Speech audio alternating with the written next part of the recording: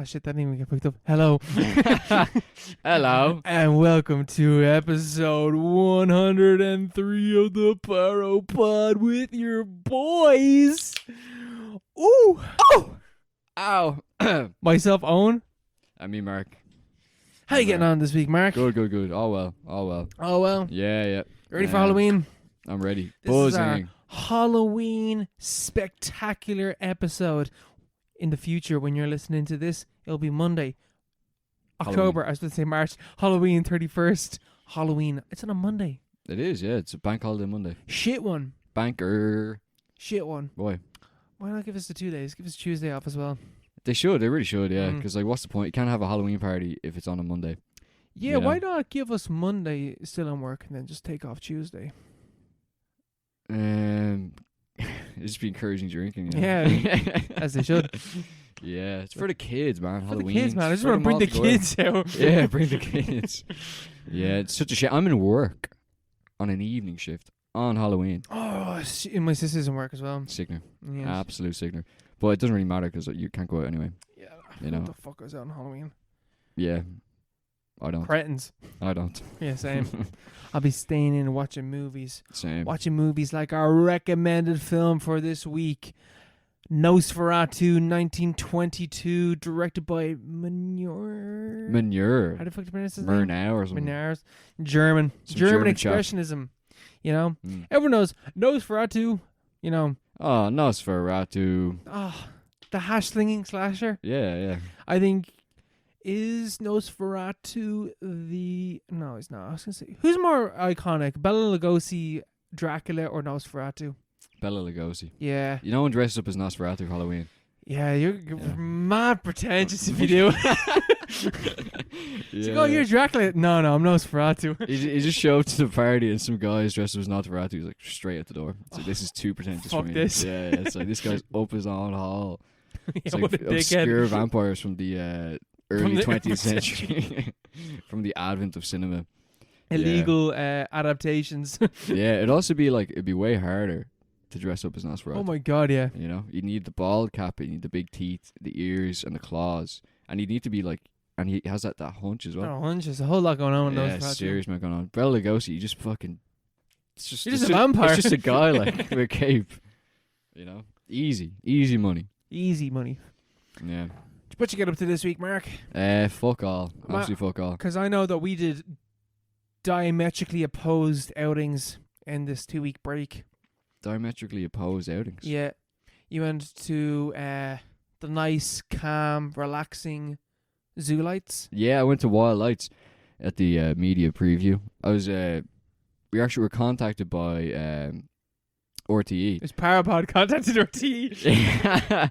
And they sent us free preview tickets to Wild Lights. Imagine, that'd be fucking mad. And I read the email first, so I was like, I'll take that for me and Orla. So because they offered us 2 tickets, I was like, sorry, on, sorry, it's grand. But yeah, it was pretty cool. I met Vogue Williams, hung out with all the lads. Me and Tubbs were on the bag all night. Serious night. That was good. Oh man, that fucking light up monkeys. Man, that slot's staring at me, man. Fighting it. Yeah, it's good. It's cool. It's pretty lights. Mm. It's very calming, very soothing. It's just a really nice evening. It's nice. It's pissing rain though. Pissing rain. I think I went last year and I think it was raining as well. Yeah, I went to 2017 and it was raining as well. It is a nice outing. It is. It's a nice evening. It's a lovely date. I would never pay. It's €25. I'd never pay. As a single man, if you're a single man going to Wild Lights on your own with your mates or something like that. The lads on a night out. Yeah, you're going to Wild Lights. It's a family thing, a couple thing. It's quite nice for that. Mm. You know.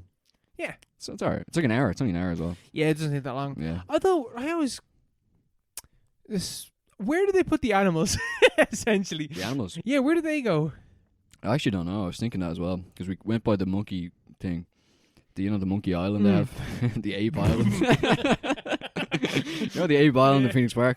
Yeah, and there's hide nor hair of any animals. You couldn't hear any animals. I suppose they're all in bed. No, that's the thing. You don't hear them. That's because they have like the speakers going on. And it's like ooh ooh ah. It's like fake music or fake. Is that because in my head, Maybe it's just because they're in captivity and they have lost the sense of needing to be awoken by things coming near you. Yeah, well, yeah, I suppose they probably get a bit spooked. But they have those enclosures and stuff. They all have enclosures, I'm pretty sure. Yeah, but like You know? the monkeys and stuff like that are just in like I think they're from what I remember of. Although maybe because you don't go into like the safari end with I think they keep you in fairly close to the entrance, which is more or less the safer animals, I guess to say.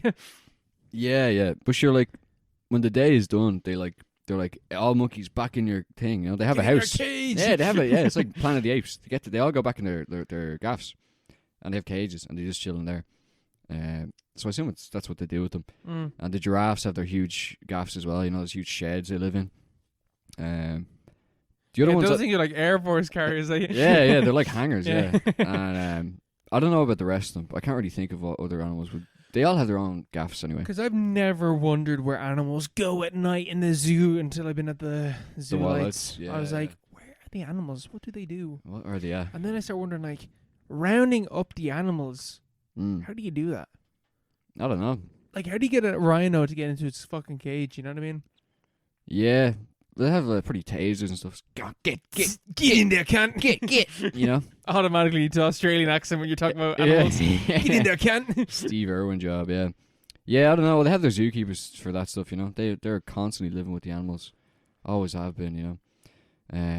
I heard about this red panda. Because my friend Connor Scully, shout out to Connor, gave me those tickets. He works at the zoo. He's telling me about this thing where this red panda. They have a red pandas. They had a couple. Like a pair, they're trying to get them to reproduce so they could have, you know, more red pandas, because everyone loves red pandas. They're a huge attraction because they're so cute and fluffy and like they're colourful and stuff. Oh, they're whopper yolks. But dude, they had a male and a female, but the male was like kind of being bullied by the female. Like the female was like dominant. It's just the way it kind of works. What's wrong with that, bro? Yeah, no, if you're into that, you know. But this panda was not. This red panda was not into whatever was happening. He was so not into it that he got severely depressed and committed suicide. Jesus. He jumped out of a tree and killed himself. Man, it's in a mad that animals do that. Yeah.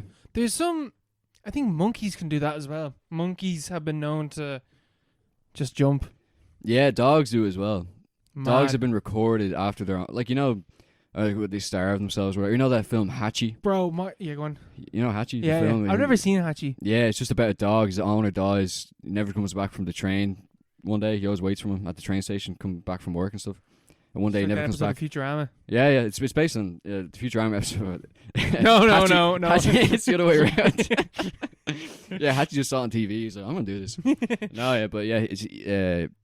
So he just waited there, and his owner never came back, and he just stayed there and just died. You know, there's a case of that in Dublin.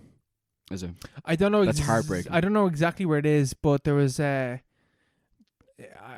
somewhere in and around the Finglas area, kind of. I'm not exactly sure where, but there was a case where a dog just stayed there, and like people came along and built it, a shed and stuff like that, and like people would come and feed the dog because it just never left. That's so sad. Yeah, man, it's real fucked up. Yeah, they're so attached. Yeah, there's cases of dogs jumping into water and drowning themselves.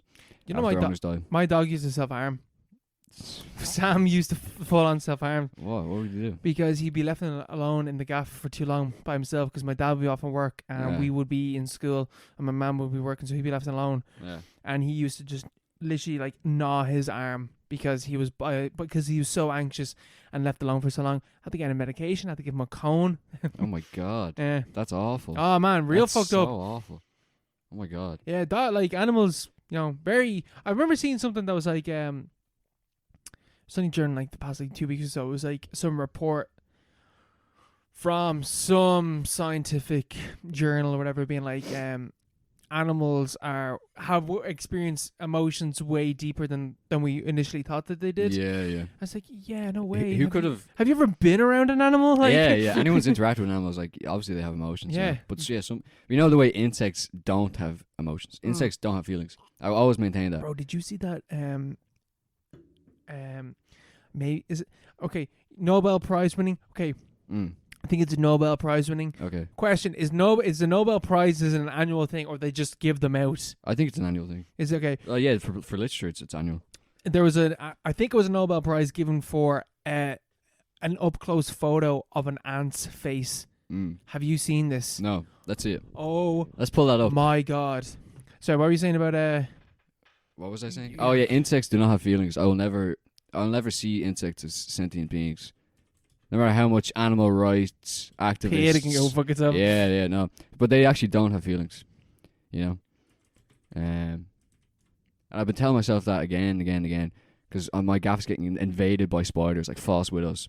And it's getting to the point, it was like fucking King Kong situation at one point. There's like, my windowsill like just leads out onto the, or my window in my room just leads out into this lane. It's like the pit in King Kong, you know? Yeah. It's like you fall into it, you're not coming back, you know? That's It's it, full bro. of mads. What the fuck is that? Man, isn't that That's just evil. fucking horrifying? That's evil. Isn't that just... That's a villain. That's a super villain. Isn't that just the most hideous fucking thing you've ever seen? So you can't have any... If you look like that, you can't have emotions. You can't live. You shouldn't be allowed to live if you look like that. Yeah, like they can't possibly have any feeling. They're just robots. I did see something. Maybe he didn't win a Nobel Prize, but he won something for it. Because it was... Or like whoever took the photo did win something. Yeah, that's it. Look at that. Is this terrifying or beautiful? Depends who you ask. Who the fuck is saying this? It's like, look at that beautiful thing. Yeah, absolute freak. 20 quadrillion. Ever hear about the global ant war? I've only ever heard about you telling me about that. Yeah, I'm not sure if it's real, but not sure if I made that up or if it's true or not. It's actually true though. They're having a global war underneath our feet as we speak. A giant super colony is invading another colony, but the super colony which is attacking the other one is an extension. It's just like kind of like it's like America attacking Europe, you know? Yeah. It's just like it's a colony that split off and became independent, and then start attacking the other colony. Yeah. But they're spread all across the world. But they act basically as one huge super organism unto themselves because they're slightly speciated, like they're slightly different. Yeah, so yeah. they could tell. It's a race war. It is a race war among ants on a global world war scale. Yeah, are you like, because I was, there's this case of basically these like 4 teenagers basically went off to dive, Devil's Pit, I think it was called. You don't go diving in Devil's Pit. Don't go there. But one of them was like, he was the youngest one. He's like, I'm not fucking doing that. I'm staying out of the water. I'm not doing that. And so his brother and the two fellas went in, and the brother came up after like 30 minutes, and he was like, where the fuck are, Owen and Mark? And the youngest fella's like, they haven't shown up yet. So he dived back down, couldn't see them at all. They came back up, and they waited like 30 minutes. Like, okay, it's been like an hour and a half. We need to ring someone. Oh my God. So they rang people. Team comes in. They dive down to the bottom. They're like, the only place where they could have been is this nook up here. They went down to the nook. No one was there. They swam down to the bottom, the very bottom, and they just found goggles at the very bottom. But right beside where the goggles were was a giant ant. was a sinkhole, was just a hole, and there was a current going into the hole. Oh no. So they had like this like thread, and they were getting sucked into it. They're like, okay, stay away from the hole and just feed the thread into it. And I don't know how long the thread was. It was real long, like say like fucking a kilometer long thread or something like that. Yeah.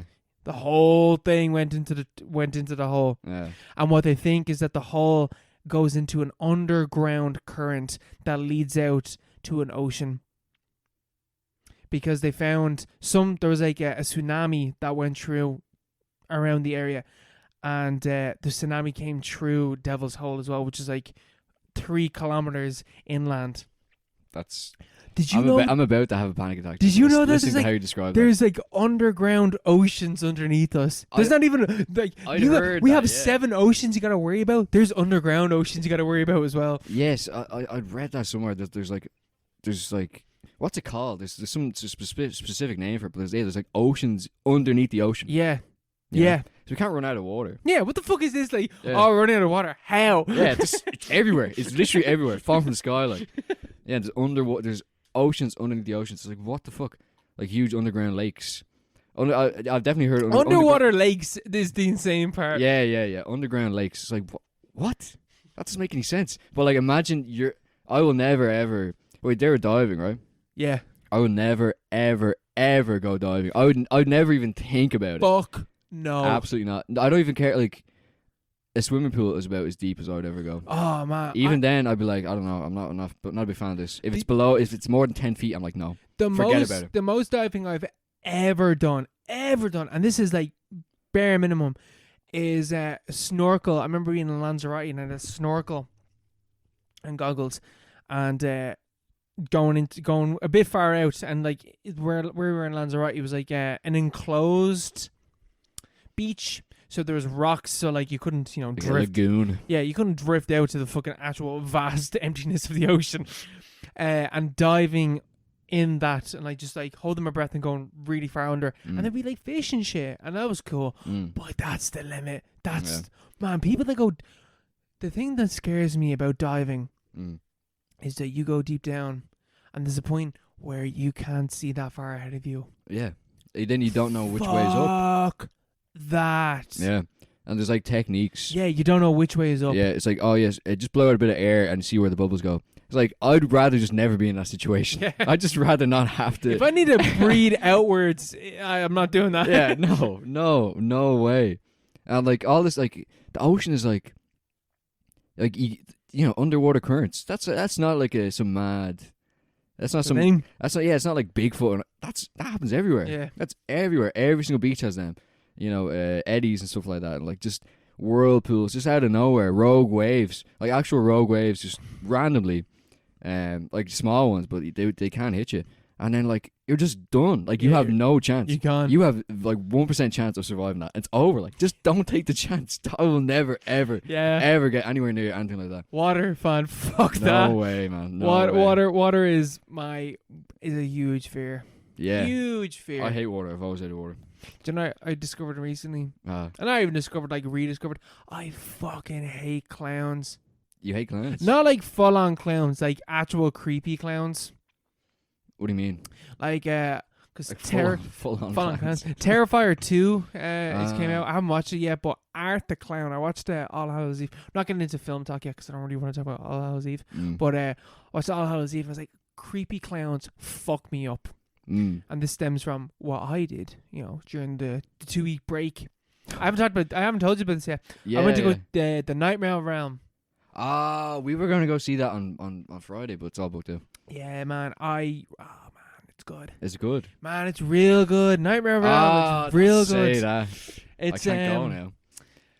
It's cool, man. It's like like even outside. So like when you walk in, it's like there's like 5 haunted houses that you can go through, ranging in quality. Nothing to do with the actual actors. Entirely to do with like the layout of the place. And it's mad cool, man. I just like when we were walking around, because it's obviously like the haunted houses that you have to line up to go to, but like just there's like a food place and there's like stuff, not like stuff to do, but there's stuff to kind of see, whatever. Yeah. The whole vibe is real. I don't know how to describe it. Like real grungy kind of Halloween corny kind of vibe, but not like mad corny. Just like it's just real cool. Just real cool. That sounds good. Like just sitting there in the line, just looking at everything, and just like the music that was playing and stuff. And I was like, this is fucking cool. Yeah. Like there's something about it that's real cool. Because I've seen the pictures. I've always, it's been going for years. It's not that. Yeah. It's not that. I see the picture. I'm like, that's cringe. Yeah. That's cringe. That looks a bit shit. Yeah. It's actually not. It's actually. I think the photos and stuff like that, and they make it seem like way more intense than it actually is. Because the actors and stuff like that are mad cool. Like we were walking through with the first one, and they were like, I'll go to. I thought he said go to Cannonball House. Yeah. So we were walking through Cannonball House, and I was like, what the fuck has this got to do with cannibals? And then we walked down and I was like, oh, it's cannibal. It was only after I was like, oh no, that actually makes way more sense. So we went, so this year anyway, there was Cannibal House, there was Death Row, Orphanage, Clown House, or Attack of the Clowns. Man, fuck that place. Fuck clowns. That place made me realize I fucking hate clowns. What happened? Oh, and then there's one more that's sewers. The clown, man. Like, just like clowns in general freak me out now. Have they always freaked you out? Not really, but I think recently I was just like, fucking hate clowns. Not actual clowns. I think actual clowns are like, I've never actually seen an actual clown. I think that the thing with clowns and what's kind of scary is that there's a social contract there that they can fuck with you and you can't really do much back. And if you do, you're a dick. It's like a politician. Yeah. Fuck me and I can't do anything back. Yeah. I hate you. But you're not afraid of politicians, just don't like them. No, there was if I was to critique each one of the houses, the cannibal house is the first one, real good. Like just, man, there's a bit where like you're walking through the very first person that came out to us. We were walking in, there's a hallway and it's like pitch dark, like in front of you, and you're meant to turn. There's like a sharp left that you can't see when you're walking down the way that you're coming. And this dude just came out of the darkness towards me. And man, full on, like goosebumps, froze. Full on froze. And Melissa's with me and she's walking and she screamed. And there's people behind us and the two of them screamed as well. And like we're like walking around trying to figure, because it's a bit of a maze, and they're like, which way do we go? And your man's just like, I point, I'm like, go this way. This is the way you're meant to go. Yeah. Sounds good. It's very good, very good. But in the clown house, one of them got me so fucking good. So he jumps out and he's screaming or whatever. It's like, ah, fuck. And we were walking, and you have to obviously keep going forward. And there's we can see a clown standing at the end of the hall. And we're walking up. I'm getting ready for the clown to like react. And the clown that we had just went past comes running up behind me and goes, bah, man, shot myself. Full on, man. Jesus, it was so scary. It's loads of just jump scares like that. Yeah. I think the best one was the clown house. Even just like the actual like walking around. I think the cannibal house, which is the first one we went through, would have been the best one. It was just mad long. Yeah, too long. Actually, too long. And towards the end, I actually wasn't getting scared by the things popping out. I was getting anxiety because I was like, when does this end? Yeah. Not in terms of like I just want this. I'm done with this now. Yeah. It's overstayed its welcome, and it just keeps going. Yeah. That's a different kind of horror. Yeah, different kind of horror. I was like, how the fuck do we get out of here? You're just lost. I saw someone full on bolt out the exit. Really? Oh, they took the emergency exit, like full on. We were standing in queue for something else, and the door just swings open, and someone just ran out. What? That's lame. Loser. It's because like the people are like you can see the people like laughing underneath and stuff like that. Yeah. Like they're having fun with it. It's not like one of those like torture houses you see on YouTube. Man. Yeah. What the fuck? Some of those places are so intense. Yeah. Yeah. There's one where the guy just gets off and like fucking with people, like waterboarding them and all. If you can survive, were we talking about that before? I think we were. Yeah. If you survive, like basically you have to sign a waiver that's like, if you die, it's not our fault. Yeah. If you survive, you get like 20 grand. That's not enough. Yeah, didn't someone die? That's why it kind of came out. Someone pulled someone's teeth or something like that. Yeah. Like, no. Fuck, no chance. Yeah, I wouldn't be, because like, yeah, if you have like a nervous disposition or whatever, if you have anxiety, it's like, why would you go to one of those things? Oh, God, yeah. You know? It was really funny in the death row. So like when you're queuing up or whatever, they're just like, yeah, go on ahead. But me and Melissa rocked up and we were just like kind of by ourselves. And the security guy was just like, yeah, listen, big man, if you get scared, just like grab onto your girlfriend, don't touch any of the actors. Yeah. I was gonna like laugh and like, yeah, no, obviously. Yeah. And then I realized like, oh no, you're actually being like telling me don't touch the actors. I was like, oh yeah, no, obviously don't worry about that. Yeah. And then there's like a woman that took her photo and she mentioned it. And then the first dude that came up, it was like, death row, so like an inmate came up to us and he mentioned it as well. As like, don't touch the actors, and like, which tells me that they must get assaulted. Someone obviously got grabbed like within the hour that we were there. Yeah, probably. In that horror house. Yeah, it was good. That's weird. And one of them. So me and Melissa are walking in coming to our room, and there's a dude just standing at near the way that you're meant to go. And he's got like this kind of like gimp mask on or whatever, and he's just there staring, and like the lights flicker. And man, I'm not joking. By the time the lights came back on, he was on top of us. Oh God! Like just straight away, I'm full on like, coward in the corner and stuff like that. It was so good, man. And you can tell that the people are having so much fun doing it. That would be fun. It would be so much fun. There's nothing more funnier than frightening someone. I stepped on one of them.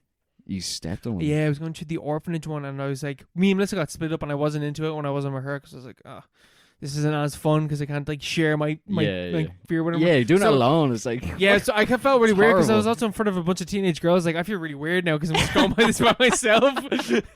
They just turn around, it's just you standing there. But I actually gave them. T-posing. I got them a fright because we had to split up. I came out of an exit and they were like, "Oh," and I was like, "I'm just a regular dude." I was like, Just a guy. "Just a guy." We were walking through and I was walking around. I was like looking around at all the cool set and stuff like that.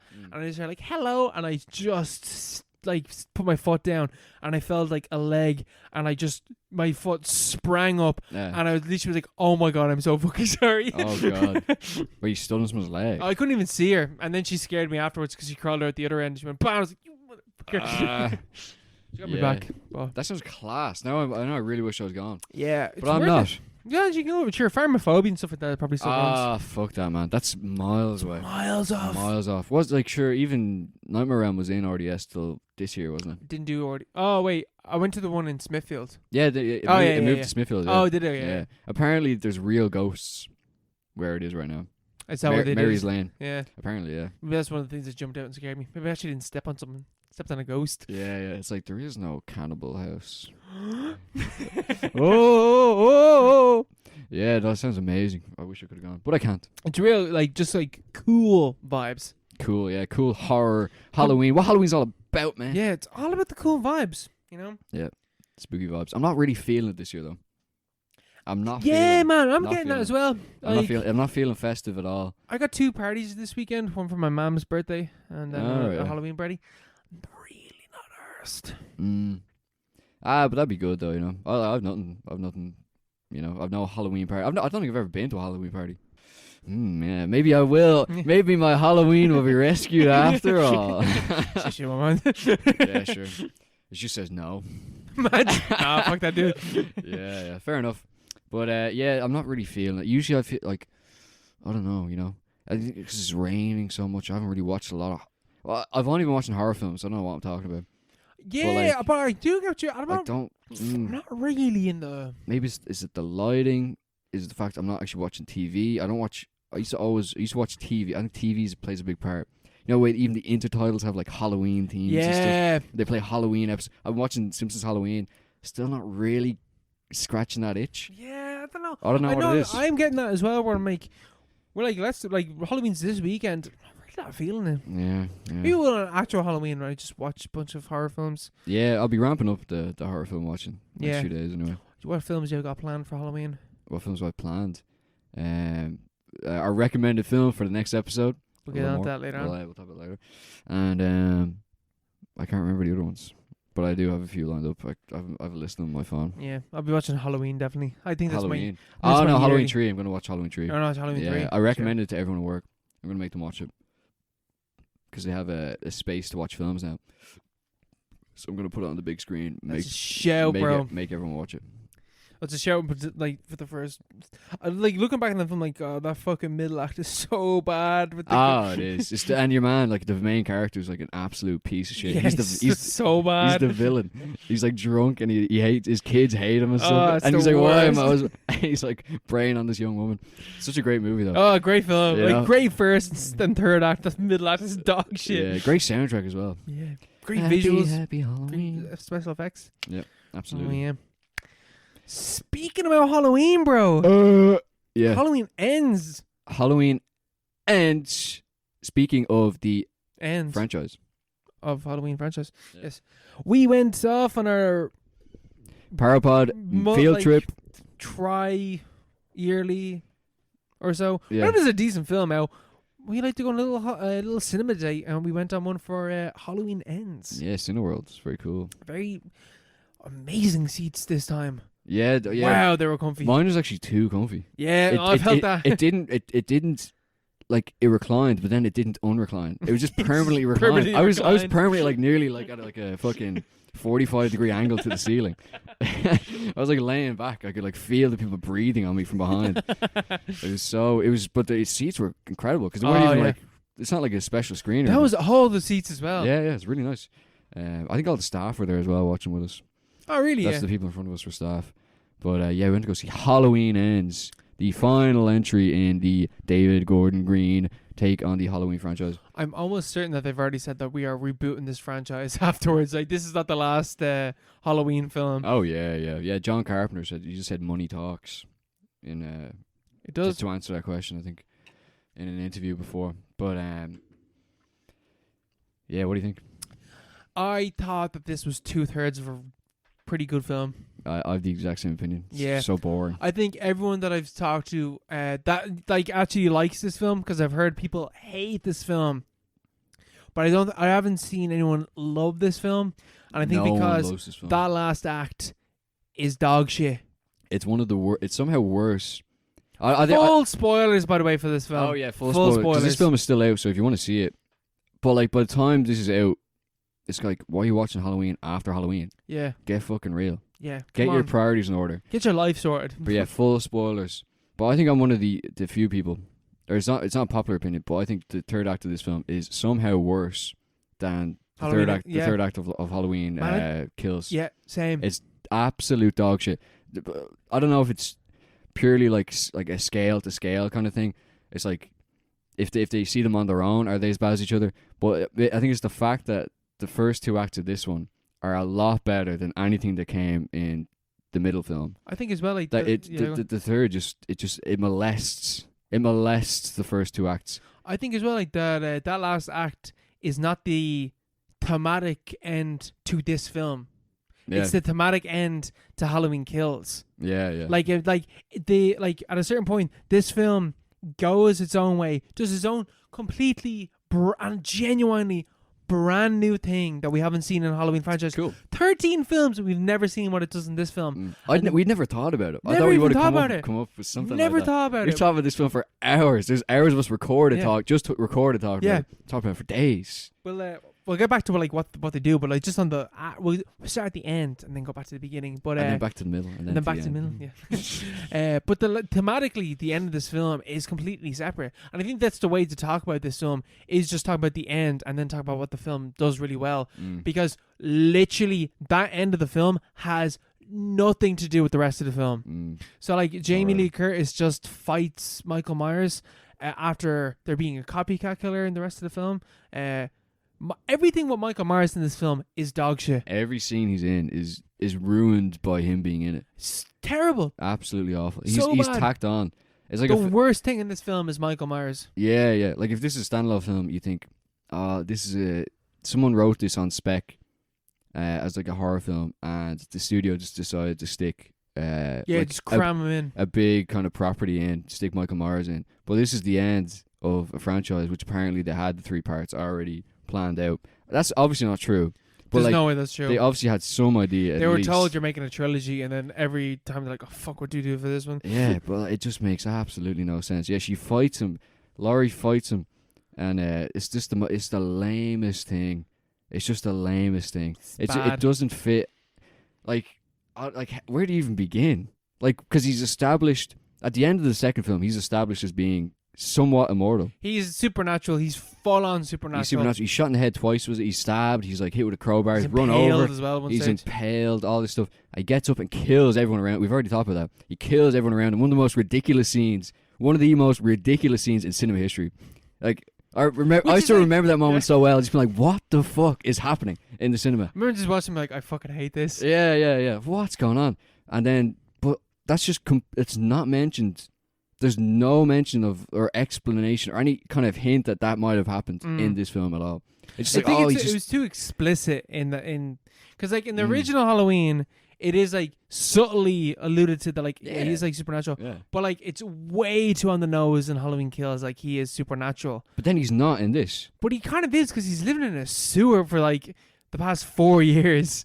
Yeah, but like it's not even explained. Like it's not explained. It's not even the fact that it's not saying this guy's supernatural. It's like this guy lived in the sewers for the next 4 years. Yeah, it's like this why? guy He's supernatural. Why? Yeah, this guy must be supernatural because otherwise nothing about his character in this film makes any sense. Why did he go on a hiatus? Like, why? If he's so supernatural, why did he stop? Like, if he can't be killed, unless like by the end of the film, what they do is they toss him into a garbage disposal crusher thing, and his body is literally destroyed. It's like they show him being like they show him like he is not coming back. Like why did he stop? Yeah. If he's immortal, why did he stop for those 4 years? Why didn't he take off the mask in 4 years? Because he likes it. He didn't take off the mask. Hope it's still a thing, bro. Gotta keep that mask on. He's still wearing the same boiler suit. Imagine what he smells like. Oh, I say he smells like piss. He lives in the sewers. Yeah, and why is he on a hiatus? Why is there no other? There's Also, he's living in the sewer, so he definitely smells like shit. yeah, true. But yeah, there's no. How's he survive? How's he eat? How's he, like what's going on? What's going on? Everything about it is like Just makes questionable. absolutely no sense. I just couldn't get past that. The end, the actual end, and I remember we were sitting there in the cinema, and when Jamie Lee Curtis, they fucking pin him to a table with blades in his hands. They slit his throat. They slit his wrist. They stab him multiple times. Michael Myers is dead, and Jamie Lee Curtis looks at her granddaughter and is like, "It's not enough," and they get the whole police force to come in, and they strap Michael Myers to a car. And they drive him through the town. Police escorts through the town. All the townspeople come out. They walk with the police. They follow Michael Myers' body, spray it out on this car. And they're like, yeah, evil dies tonight. They don't say that, but like that's the whole vibe. Like, evil dies tonight. That's the vibe. And they fucking put him into the garbage disposal. They carry him Spider-Man 2 style yeah, over their head. Jesus, true. Yeah, they carry him like, and he's flayed out with his arms like he's on a cross, and they carry him through, and they put him into the garbage disposal. Body destroyed. He is dead. This town's like horror has been dealt with, or whatever. The worst possible way they could have done that, because that's not this film. That is an ending to Halloween Kills. It's more in line with something that would happen in that film. Which was dog shit in that film. No one liked that film. Like, literally nobody liked Halloween Kills. No. Not a single person. I think some people might like it because, like, oh, it's gore, it's spectacular. It's like, that's what you want. The people who you don't want to like it, yeah. You know? It's like that. That's the wrong audience. Yeah, that's a bad sign. That's a bad sign. It's just so tacked on. It makes no sense. It was such a travesty to see. A bad ending to the trilogy. A horrendous ending, but like it's perfectly in keeping with the second film. I actually read a review after I'd seen the film. It was on like Little White Lies, like a film magazine thing. Mm-hmm. I was talking about how this is actually the best film in the franchise. No, and I read it just like I was talking about how like the first film was kind of like just a girl boss fest kind of thing. It's like too simplistic for being that. I disagree. I totally disagree. Highly disagree with that. Totally disagree. And then they're like, Halloween Kills is too simplistic. And then they're like, this one, Halloween Ends is the perfect kind of wrap up and like, elaboration on the themes and stuff like that. But the themes that like are in the film, we're gonna have to talk about the first part. But like, we'll go back to the start. We'll go back to the beginning. But yeah, because the first one's all about Laurie's trauma. The trauma is returning. She has to face it again. She's all pent up in her like fortress house, so she has to face down what fucking imprisoned her in that house. Mm-hmm. And the second one, whatever the fuck that's about. It's about like the town. The town, yeah. The collective, the collective imagination, like what Michael Myers means to the town, like the collective trauma behind it. And then the third one is like you have that team, again. Yeah, it makes so much sense. Because it starts out so well as well. Brilliant. The beginning is so good. Great start. Yeah. Great so cool. start. What's the guy's name? I can't even remember Fuck, is it Darcy? Is that his name? Is it? No, it's not. I'll look up his name. But basically like the theme of this film is that the Michael Myers has disappeared for 4 years. I think like so Halloween 2018 It takes Halloween 2018 and Halloween Kills. It takes place in one night. In one night, which is Halloween 2018, like the year 2018. And then this film starts Halloween 2019 with what's his name? Corey Cunningham. And Corey is a babysitter who accidentally kills the kid that he's babysitting. And he's labeled as the next Michael Myers, essentially. He's like, you're a kid killer. You're the boogeyman. You're the guy that killed that kid. And he went to, I don't know if he went to prison, but I think he might have gone to prison for like a year or two for like manslaughter or something like that. But basically the town turn on Corey, and it's shown like he's been ostracized because of this. He's bullied. He had to leave school. Actually, I don't think he was even in school, but he can't get jobs and stuff like that. He's a complete outcast. There's a line from Corey's mom to Jamie Lee Curtis in the film being like, when your boogeyman disappeared, the town needed a new one, and they made my son the new boogeyman. And that's just like, oh, that's so good. Yeah, it's so good. So good. How did we never think of that? That's such a great Genius. idea. A copycat killer to reflect, like, Michael Myers is like transcended. Whatever about him, like, is he supernatural? Is he real? Is all that stuff? Like, at this stage, he is transcended to some kind of like ethereal being. He's folklore. He's a folklore character. He's some kind of like cryptid, and he's like haunting the town, and he's just kind of like possessing someone. Yeah, And even in terms of like at the start, there's a montage and there's like a shooting, and they're like, "Do you think it was Michael?" And it's like, Michael doesn't use guns, but it's like every bad thing that happens in the town, they're like, "Oh, Michael Myers caused this." It's a great way to go about it. Like, so good, it's so good, so well done. And so Corey, through fucking inexplicably from in ways throughout the film, ends up coming face to face with Michael Myers, and Michael Myers is like in the sewers, and he grabs him and he looks into Corey's eyes, and he sees the same evil that's in Michael Myers.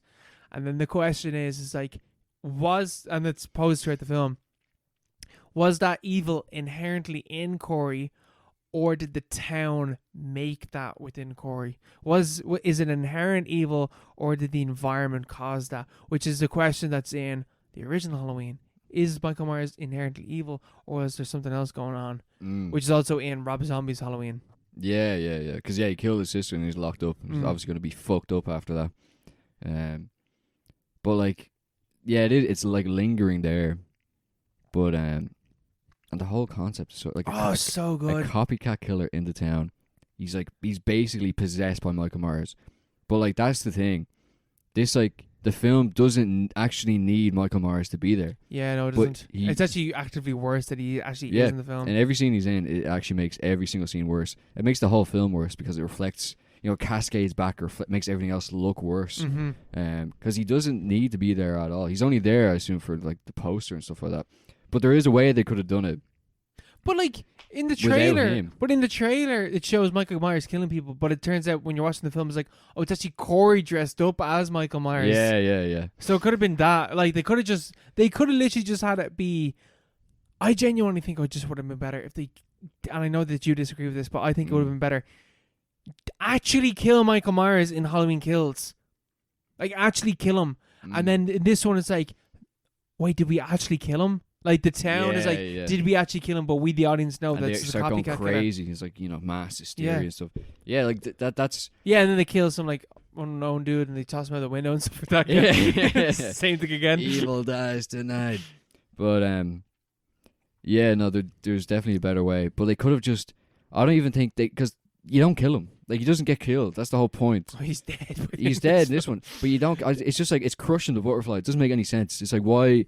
Because like, that's not the point of the character. You don't like, the whole reason he's so compelling is that he's not. There's something off. He's not real. There's something that's not human about him. Yeah, this film ends on a happy note. Yeah. He represents something. He's not an actual person.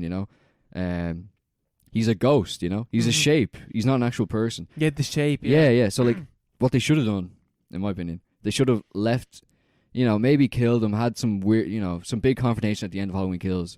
But like, leave it somewhat ambiguous. Maybe not as ambiguous as they usually leave it, but like, maybe, did he survive? Did he not? Or maybe they do kill him and somehow he comes back, or there's like the hint that he comes back in the third act of this one. Sorry, in the third act of the third film, because for the first two acts, it's just Corey going around killing people with Michael Myers as his mentor. Yeah, that's terrible, Mo. Yeah, so yeah, the first act setting up Corey as like, his origin story to kind of become the copycat killer. I'm so into that, man. Yeah, it's so good. It's such a great idea. Oh my god, it's such an obvious, cool premise. That first hour, shocked as to how into it I was. Yeah. Oh, mind blowing. Yeah, I was like, this is actually pretty good. Yeah. Some parts were like mad cheesy, but I was like, so interesting. Yeah, it's such an interesting take. Like, it's fine. This is really interesting. Yeah. And the second act just kind of becomes him working as Michael Myers' like protege, which so bad. It's still good, but it's still bad. It's so unnecessary because like they don't need Michael Myers in that picture at all. It could just be him going up dressed as Michael Myers, taking on that guy's, becoming what the town wants him to be. Yeah, They don't need him at all. And then what they should have done in the third act. He's the killer that the town deserves, not the one that they want, or whatever the fuck it is. Batman, yeah. He's Dark Knight, yeah. But in the third act, it should have been, he's doing his thing, and then all of a sudden, out of nowhere, it's like, why is there two Michael Myers? It's like, is he back? Or it's like, maybe he's like, is he back? Is he not? Like, what's going on? Like, how many Michael Myers are there? Like, some kind of like some ambiguity. But instead, they just like fucking, they step on your face and like kick you in the balls, being like, this is what the message is. This is the guy you're here to see. He's actually dead this time. And it's just like, it's a happy ending. Yeah, it's like, oh, everything's fine now. The worst thing is that this film ends on a happy ending. Yeah, it's a horror film. Yeah, it's a Halloween film. It's a trilogy of horror films that ends on a happy note. It's like, this is a lot of bollocks. Yeah, this is just like cringe. Especially when it's just like the original film, and like even like the remake. It's like, it's an inherent evil in the suburban area. Like, it doesn't have to be an actual, because by the end of this film, it's like, we killed the bad guy, all things resolved, everything's good, everyone's happy, our trauma has been dealt with. It's like, that's not how it works. Yeah, but that's not the film. Like, as you're saying, the film itself isn't even like, it's mixed messages. It's not even saying that. Like, at the start of this film, it's like, or no, sorry, in the middle of the film when he meets Michael Myers, they're face to face, and there's that question: is like, is Corey becoming Michael Myers because of an inherent evil, or is it because of what the town has made him into be? Which is what the entire first act of the film is kind of telling us. That it's the latter that's true. Yeah. At least for Corey anyway. But then at the film resolves with them killing Michael Myers. Corey's also dead, and they're all like, we're grand. Yeah, then everything's sorted. We're grand now. So like, what was the resolution to that like team? Yes. So the resolution is like, well, we might have caused the killer, but we killed him in the end, so it actually doesn't matter anymore. Yeah. It's like, so as long as you like butcher the evil that you cause, kill doesn't the really bad matter. guy. Yeah. But like, which is so bad. It's thematically shit. Yeah, if you follow on that thread, they're gonna make a new film, a fourth film, where like everyone who was involved in that just becomes a killer as well. Yeah, because that's the logic of the films. So the original ending to this film. Was I did not know this. It plays out. I didn't know about this either until Robert told me about this afterwards, and he sent me a Twitter thread. The original ending to this film was that it plays out more or less the exact same. But when Jamie Lee Curtis's granddaughter comes to her, Jamie Lee Curtis like gives her a hug, whatever, and starts to strangle her or something like that, and like looks at her weird. Yeah. And the idea would be, and like the commentary over it would be, that Michael Myers infected her with evil as well. That would have been pretty shit as well. Yeah, that's even worse. I would have ended with like Jamie Lee Curtis being like, I'm sorry, I didn't mean to do that, and like being like Jamie Lee Curtis, like freaking out. Laurie is the new Michael Myers. That would have been absolute dog shit. Which like thematically makes a bit more sense, but still fucking terrible. That would have it would make way more sense in terms of the themes, but it would have been just bad. It just would have been a bad ending. We would have just been saying they handled this very, very poorly. It makes sense. Apparently everyone on set said that's a terrible ending. And Jamie Lee Curtis like, here's a different ending, which is like a even better worse. ending, but still shit. Yeah. Honestly, I think the one they have, the current one's actually worse. It's worse than that. Oh, I don't know. I think I would have left this. If Jamie Lee Curtis turned around and turned out to be like the next Michael Myers, I think I would have been more pissed off. Yeah. Maybe leaving the cinema I would have been more pissed off, but then retroactively I would have thought back on it. Yeah. Like, well, at least thematically it made more sense. Yeah, I don't know, because like maybe if they're like less kind of on the nose with that kind of thing, it's like maybe there's something wrong with Laurie as well. But yeah, but it's just like Laurie won. Everything's fine. Her trauma is gone. Everything was resolved. The town's all happy. Corey's dead. Michael is dead. They're the bad guys. Forget about everything that we talked about in the last 5 films that are in this canon. Okay, fair enough. Yeah, it's all wrapped up in a nice little bow. Cool, thanks. All right, yeah, sound. I just wasted my time. It even ends in a way that like, because the way that the original Halloween ends, the original Halloween, the finale, I guess, towards this point, not Halloween Ends. The way that the original Halloween, the final shots in that film, is shots of a house, and you have the Michael Myers breathing like throughout the house, and it's like he's still there. The way that this film ends is a series of shots throughout the house, and there's no breathing. That's stupid. Which is like, they're like, the evil is gone. It's like, that's not what you told me throughout this film. You told me that the fucking town caused this. Yeah, that's not the point. Yeah. See, even if they tack that, if they put the breathing, like they kill Michael Myers at the end of Halloween Kills, in all appearances, but then they have the breathing at the end. Oh my God, he's still around. And then they leave it a bit ambiguous. They leave him. He's not in Halloween Ends at all. I think it would have been so much better if he's not in the film at all. Even if just leave him out entirely. Leave a bit of ambiguity at the end of Halloween Kills. You wouldn't even need him in Halloween Ends. It's kind of like a nice surprise Easter egg. You have him in the trailer and stuff. Oh wait, it's not actually Michael Myers. It's someone else. But at the same time, we're like, is he still alive? It's kind of hinted at the end of the last film, and you're kind of waiting for it to the end of this film. But this film is like going off in a different direction, and it's good enough that you don't need him to come back. Mm-hmm. You know, something like it's something it's else. Just too obvious. Yeah, we could have rewritten this and made it the greatest Halloween sequel of all time. I think the problem with this entire trilogy is a severe lack of subtlety in every aspect. Yeah. Well, the first one is pretty good. Yeah, but it's not dealing with anything that needs subtlety. Like in terms of like the fucking Halloween Kills, and it's like Michael Myers has supernatural powers and stuff like that, which is like, it is in the original one, but it's a bit more subtle. This one is literally stating to you that he is like, he's the embodiment of evil, he can't be killed, and he literally gets up and butchers a group of people. It's like, what an incredibly unsubtle way of going about that. And it's the same thing in Halloween Ends as well. Yeah. Just way too on the nose, telling you what the ending is. Hitting you over the head. Pure hitting you over the head. Yeah, it's pure Michael Myers beating you over the head with it. Yes, if watching the film is like being a victim of Michael Myers, you know. He's like getting stabbed. Getting curb stomped by Michael Myers. Oh yeah, it's like yeah. They're good though. They're man. The series is really good for that, to be fair. Was there a head stomp in this one as well? There was, yeah. Yeah, man. On the girl under the fence. She didn't deserve it at all. She didn't. She was a nice girl. She was sound. She was like, don't throw him over the bridge. Yeah.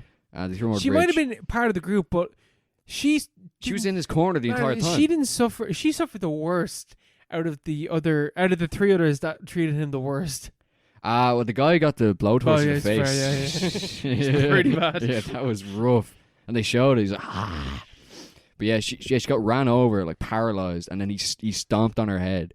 It's like, oh my God, that is rough. Head stomps, man. I think is there a pick them up against the wall, put a knife through their chest, Michael Myers head tilt in every single one of this trilogy? I think there is, yeah. I think so it's cringe. Definitely in the first one. I'm pretty sure it's in the second one. It's so cringe. Like, yeah, that's what you said. Like, total lack of subtlety. You know, pure autistic filmmaking. It's like, forget about it. We know what you're referencing. You know? Just leave it out. We literally nudged. She was like, he's doing the thing. The Halloween thing. It's Michael Myers. Oh my God.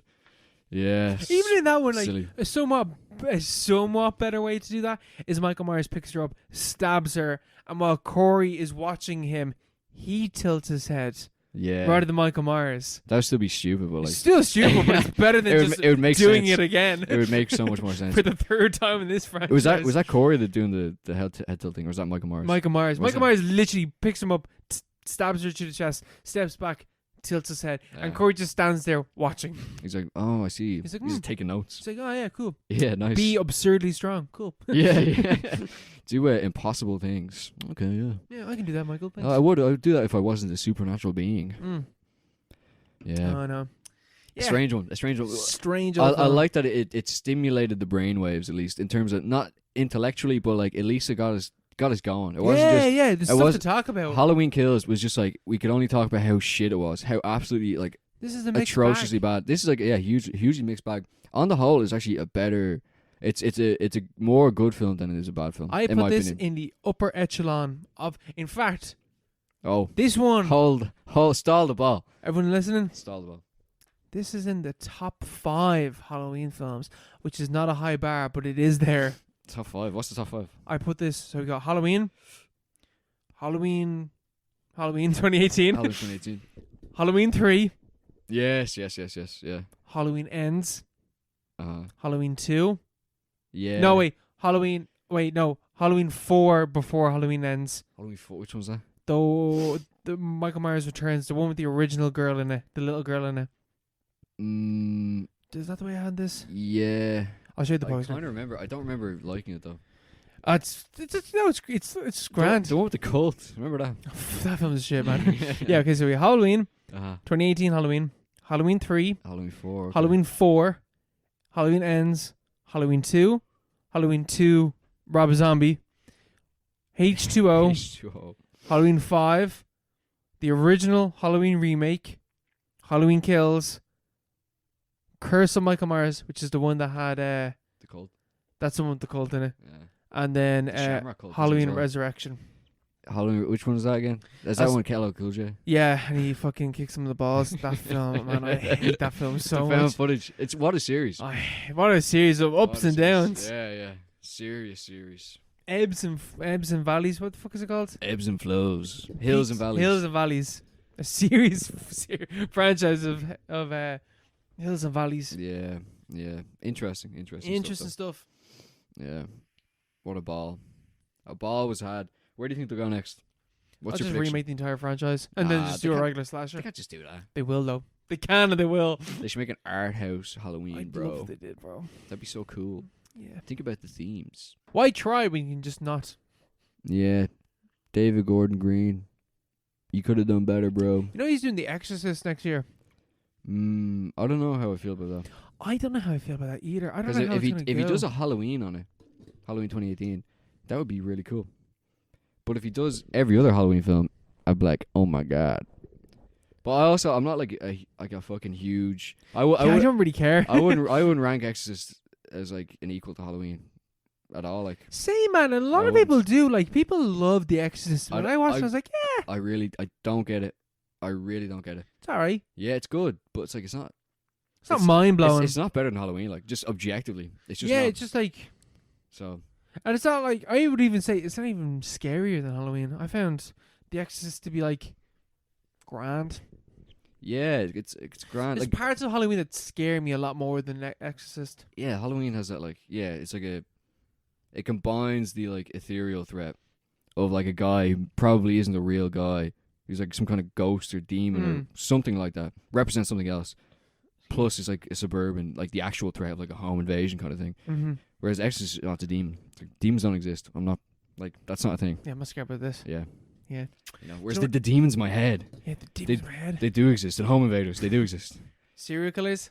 They do exist. There you Serial go. killers are real. That's scary. That is something that August Underground taught me. Oh no. Briefly going to talk about this, and then we can go on a break. I watched August Underground. Okay, so for those that don't know what August Underground is, August Underground is essentially a series of fake snuff movies. It's the only way to describe them. They're low budget, found footage films where serial killers, like fake serial killers, are going about their day and showing what they commit. Owen watches these in his spare time. Yeah, I actually watched this during work. Watching snuff films at work. Yeah, that's Sending what an you email. do, bro. Best regards. Yeah, true. That's how I get paid. Though. You get paid for that. Yeah, no, yeah, so this is a series. There's 3 of them. I'm not gonna go any further than this one because I only wanted to. My whole thing with watching, and this is the thing with these films, is that they are quote unquote the most disturbing films ever made. You know that moniker that's thrown on a lot of films that we talk about in this podcast. Irreversible, Sallow, something else probably. They're all pretty disturbing. Oh, to be pretty fair. bad. This one is up there as well. This one's pretty fucked up. It's like there's no real plot or anything to talk about. It's literally film starts with 2 dudes. One of them is holding the camera, and then we've got this other dude who is the director. I'm just gonna pull up the director's name because the interesting thing about these films is that the reason why they were made, Fred Vogel. Yeah. Look at that fucking poster, bro. He's not horrible. So I'm just gonna read the letterbox description because it's actually fairly easy to describe what this film is. The sickest film ever made. Imagine walking down the street and finding an unmarked VHS tape. Curiosity piqued, you take it home and pop it in, and what starts off as two men screwing around with a video camera quickly transforms into an ultra-realistic torture sequence where the unidentified psychopaths tape their exploits as they torment and violate a woman tied to a chair. Now, there is stuff beyond that. That is literally just the start of the film. And that there is the peak of this film. Man, the first 30... This film is 70 minutes long. The first 30 minutes of this film is the most disturbing, fucked up shit that I've ever seen in a film. Yeah. There's no violence. Like, we're at the aftermath stage. They're just mentally tormenting this woman, and just insulting her, and like they're like, you know, slapping her and stuff like that, and like, you know, being like, the camera is like zooming up on the violence that they commit on her. Like, she's tied up, she's naked, beaten and bruised and stuff like that. Her boyfriend is dead in the bathroom, and they zoom up on the fact that the serial killer cut his dick off and stuff like that, and they're like laughing about it. And just like the way that it's acted by everyone involved is like, this feels really realistic. Even the way that, like, the original way that he wanted to release this film was literally to get copies of the film on tape and just leave them in public. That's horrible. That's such a waste of taxpayers' money. Yeah, that's what what an he investigation. Yeah, that's what he wanted to do, but decided not to because 9/11 happened and anthrax attacks and stuff like that happened. Oh, yeah. So he was like, okay, this is not cool to do. I'm not going to do that. I'm just going to release it as normal. Which is like, well, at least he had a fucking... Because other cunts wouldn't care about that. Like, he was like, I'm going to do this when it's like breaking edge and there's no, you know, fear of this being a thing. But now that things have gotten too real, I'm not going to do that. Yeah. So it's like, at least you have an actual head on you. And the reason why he made these films is because he was sick and tired of the true crime franchise, or true crime genre, not showing the actual disgusting violence that serial killers actually commit. Yeah. So it's like, that's not a good idea, but like, it's an idea. It's a great idea that we talked about before. That, like, you know, not like, film is like, here is the true brutality of serial killers. Here's why you shouldn't glamorize Jeffrey Dahmer, because he would have done shit like this. Yeah. This is why you shouldn't, you know those people that get tattoos of Ted Bundy and stuff like that. Freaks. Like, that's why you shouldn't do this. That's why you shouldn't dress up as Jeffrey Dahmer for Halloween, which is apparently a thing for this Halloween. Bad. Here's the safer look into the reality of what these people do. And you're watching it and you're like, this is fucked up. This is really hard to watch. I don't want to watch this, but I'm also got that safeguard of the fact that I do know that it's fake. Yeah. Because there's a few things that this film does really well. One is that it's real lo-fi quality. Like, it's grainy digital shit. It looks awful, but amazing at the same time. Because the reason why they did that is this film had next to no budget. I think this film had a budget of $500. Fair. Which is like, you made a 70-minute long film that is this well known for $500. It might have been $1,000. Fair folks to you. Are the effects good? No, but it gets, like, the makeup is really good because it's low quality. Because it's low quality. Yeah. Like, there's bits where, like, when actual violence is happening on screen, looks like shit. Looks real bad. But when they don't, they slap her and stuff. No, not when it's like, there's a bit where, like, he beats someone over with a hammer over the head. Yeah. And it just like, oh, that looks real fake. Like, yeah. And like, he like picks up someone's hands and you're like, that looks really bad. Yeah. Like, you can see that it's a rubber hand and stuff like that. But when it's not that, when it's like, I think the reason why the first like 20 minutes is definitely the best, because it's just people acting and it just feels really realistic. And it's literally just two dudes going about killing people. Like, absolutely no plot whatsoever. It literally feels like you just found a tape of these guys fucking about, like recording what they've done to people, and at a certain point, like again, like the first like half an hour, real fucking disturbing to the point where like I kind of actually needed to take a break. Actually, I think I did take a break and I watched a YouTube video and then came back to it. You would, yeah. It actually just gets boring. Like actually, like full on boring. Like even when they're like they get back to torturing people and like there's violence stuff like that, you're just unfazed by it because like actually this is actually very uninteresting at this stage. This film would have been an incredible 20-minute film. Short film, yeah. Like if you made that for like just the start of this film, I think possibly, and you don't need, the thing is as well, you don't even like there's no violence committed in that first 30 minutes. Like you're just seeing the aftermath of violence and these guys taking the piss and like mentally torturing this woman because like taking the piss out of her and degrading her and stuff like that. Like if you did that, that is the most disturbing film ever made because you don't need to show anything. Yeah. That's awful. Awful stuff. But like it just actually gets real boring, and you can tell the last 10 minutes of this film, they are pure padding it out just to get to a 70-minute long length. Yeah. Because the last 10 minutes is literally they get like 2 like sex workers to come in and they're just partying with them for 10 minutes and then they kill them. Like full on 10 minutes of zoom ups on these women's boobs and like talking about like drink and drugs and stuff like that for 10 minutes. Jesus. It's so boring. Yeah, it sounds like it. It's so boring. Yeah, I don't think I'll ever watch this. Oh no, I don't even recommend it. Like genuinely, I like Mark. What did I write on the doc? Mark, don't watch this. It's a fake snuff movie. Fuck that, man. Yeah, that's a good message though. It's a good message. Yeah, I don't think that's ever come across though, because I've heard about the film before, but I'd never heard that was the idea behind it. That is the idea behind it, and actually, like when you're watching it, like that's not the like in the film, that's not put across at all. But when you read about it, when you read the Wikipedia page, that's why he said what he says. Like I made this film to do that, and then it's a good idea. Undermines that point by making 2 other films that are just like here's the most shocking shit that we could do. Yeah.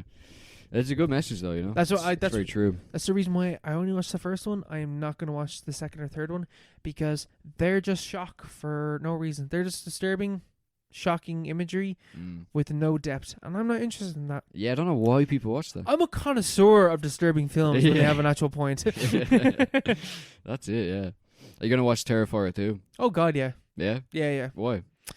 Because it's a 2.5 hour long slasher movie. Yeah, but so disturbing, man. Because my reason for wanting people are getting sick and fainting and all. That's full on marketing. I don't think that's real. It probably is. Yeah. I'm sure. Anytime you hear about that, like remember people were fainting at Paranormal Activity. He's like, have you? Like, what's wrong with you? What's wrong with you? What age are you? Yeah. It's a ghost movie. Yeah. What's the scene they were telling me about that's really weird? People are getting sick. Oh, I haven't seen it, but he flays and scalps and skins a woman and pours bleach and salt on her. Yeah. That's the part. I'm assuming that's the part that makes people get sick. That's so far out though. Like you wouldn't survive that. Yeah, like that's the thing is that like so I watched my thing with Art the Clown, like his whole thing is that if Art the Clown, I've seen 2 films that he's in. If he was in a good film, he would be my favorite slasher icon. He is so fucking scary. Oh my God, man. But is Terrifier not good, no? No, Terrifier is dog shit. The thing is, like, he's in bad movies that are really weirdly misogynistic. And I've heard, the reason why I want to watch Terrifier 2 is that I've heard that is addressed in Terrifier 2. Oh, okay. That's good. So I'm like, okay, if you've made a genuinely good film, I will really like this film. It actually turns out to be good. The only problem is that's 2.5 hours long, so I'm not gonna like it that much because it's too long. Yeah, that subtracts at least 2 stars. Yeah. So like, let's make Art have a 90-minute good slasher movie, and I'm all over it. Yeah, but it's 90% Rotten Tomatoes. Yeah, no, it's really like even on like Letterboxd and stuff like that. Did I just unplug your headphones? No. Oh, yeah. Even on Letterboxd, it's like 3.7 and stuff like that. That's way better than Terrifier 1, isn't it? Terrifier 1 is like 2.7. Is it? Yeah. So it must actually be good. Yeah, I'm thinking it's actually good, Oh. which is why I want to watch it. Yeah, definitely. But it's like extreme gore, which I'm like, but I've heard it's real campy and silly. So Yeah, that not for kinda me. balances it out. Distributed by Bloody Disgusting. You know them? The magazine. No, It's like an online magazine. Or maybe it's not the same thing. sure it is. I think it's also a full on Yeah, it's just the website Bloody Disgusting. That's crazy. but it's also a Kickstarter film, Oh yeah, it must be that. like Yeah. full on. Like this is a Self-funded. like self-funded. Like this is people that watched Terrifier and liked Terrifier and Yeah. funded for this film to be made. So I think that's the reason why it's 2.5 hours. It's like, listen, we're gonna give you the most That you asked for. that you asked for. Like we're gonna give you the longest, most extreme, most like everything that you would have wanted from a Terrifier film, 250K budget. which is mad. Like Yeah. that's not that much. Like Yeah. That's so good. that's the reason why I watched Terrifier 2. I will have watched Terrifier 2 by next episode. I know I mentioned last episode that I talked about the sadness. I haven't watched the sadness yet. That's also coming in next episode. What's the sadness? It's that real gory zombie film. Oh yeah. Listen, my whole Halloween because normally I watch scary movies. You're my watching Halloween gore. my Halloween this year is just gonna be gore. Oh man. Not able. I wouldn't be able myself. But I Yeah. respect the grind. Yeah, I'll do it for us. I wouldn't know anything about these films. I'd be tempted to watch these films if not for you. You know, because you give me my information. Yeah, you don't need to watch them once I tell you. Yeah. He's like, this was bad, this was good. All right, Yeah, sounds good. Grand. Yeah, August Underground. No one watched that film. No one watched that film. I watched it, so you don't have to. I'm like the nostalgia critic. Like the nostalgia group. Doug. We go for a quick break. Let's go. And we're back from the break. And we're going to be talking about Aliens, which is a part of our ongoing series in the Alien franchise, which we started last week with Alien. This is the sequel, Aliens. Alien was directed by Ridley Scott. If you didn't know, one of the greatest horror films of all time. One of the greatest films, period. Yeah. Mo. Period. You know? Period. Period. Like once a month. Risque jokes here at the Parowpod. That's what we're all about. Two boys having fun. Just period jokes. Two guys joking about periods. Hey, what's that podcast? What's it called? I completely forget. Ignore me. Ignore it. Ignore me. My brain farts. The Joe Rogan podcast. The show, yeah, that's the period jokes all the time. But Aliens is directed by James Cameron, the one and only James Cameron, who is coming out with his own new film. He's coming out heavy hitting He's coming out later on this year. swinging. The box office isn't gonna even. It's gonna get sucker punched. The box office is going to get boxed. It's more like the box office. Gas. Nice one, bro. That's it. Yes. Yes, bro. Yes, the lads. The box office, they're going to get absolutely smashed by Jimmy C's third consecutive highest grossing film of all time. I would put the fucking House and Kids on this. I'm backing this film. $5 billion. At least. You had Titanic, you had Avatar, and now he's got an Avatar 2, Way of the Water. I can't wait. We're going to go see it in cinemas. It's going to be a powerful date definitely, again. 100%. We're going to see it in 5D, fucking whatever, stereoscopic. Yeah, no, in Cineworld, we're going to do the actual 40K, fucking whatever they're, 40X IMAX experience. Is it going to be in 3D? Oh, surely. Yeah, it has to be. But, yeah, anyway. Way back when. Way back when. After he did Terminator, so he did Terminator first. He was a script consultant on loads of different projects. Did he do Terminator 2? He did Terminator 1 as well. Did he? Yeah, I didn't know that either until I read it today. Because I was like, Terminator 1 isn't very good. You know? because last week we're like, oh, he took the sequel. Yeah. I didn't know he did Terminator 1. I was reading an article today, and I was like, oh, we're such idiots. We look like idiots in front of our listeners. Really? He did Terminator 1, yeah. He did the Terminator. And after he didn't know the man cunt. The Terminator is 1984, isn't it? Yeah, it is, yeah. 1986, he comes out of fucking nowhere. He's like, I'm going to make another absolute banger. This time he's taking up the mantle off Ridley Scott. Also, can I just say, Aliens, the best sequel name of all time. Yeah, plural. Yeah, what a fucking great... It's like Trolls. Trolls, Avatars. He should have done that. But yeah. Even more Avatars for 3. Avatars 2. The Avatar. But Aliens, it's a sequel to Ridley Scott's Alien. 7 years after the original film. Kind of unusual at the time. I'm pretty sure you could. Most of the time, if you have a sequel in the 70s or 80s, it's like the year after. Yeah. Like Halloween, Star Wars, all that stuff. Aliens comes out nearly a decade after Alien, and it's a totally different film. Oh, completely Totally different. Alien is obviously the greatest horror film of all time. Well, debatable, but like one of them. Yeah, one of them. Anyway, Top 10. Aliens isn't even really a horror film. Oh God, it's not at all. It's not a horror film. It's something entirely different. Jimmy Cameron came out of nowhere. I was like, I don't give a shit what you just did, Ridley. Yeah, fuck this. This thing is too slow. It's too boring. This is boring, man. I want to reinvent the fucking wheel, change the game forever. He's gonna go ahead and make the greatest.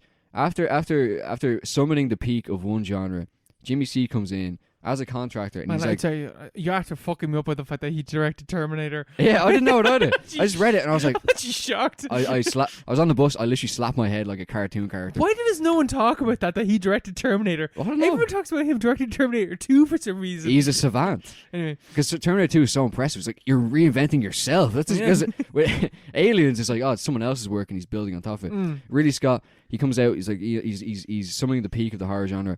James Cameron's like, I'm not interested in that. I'm going to summon the peak of an entirely different genre within the same franchise as a sequel to the original film. It's funny that Alien has, like, the Alien franchise has, like, one of the best horror films ever made and also one of the best action films ever made. Yeah, definitely. This is like, in terms of action films, it's like this, Terminator 2, Yeah. obviously, Mad Max Fury Road, Mad Max 2 probably. Yeah. I can't really think of any other. I haven't seen I'm The Raid. I'm going to say The Raid. The Raid, yeah. And like beyond that, I'm not really sure. Matrix, yeah, maybe. But like Aliens comes out of nowhere. Oh, it's whopper, bro. Comes out of nowhere. It's totally reinventing itself. You don't see it these days. You don't see it in general. It's not even like, oh, it's not the same these days. You just did this and we're like, what?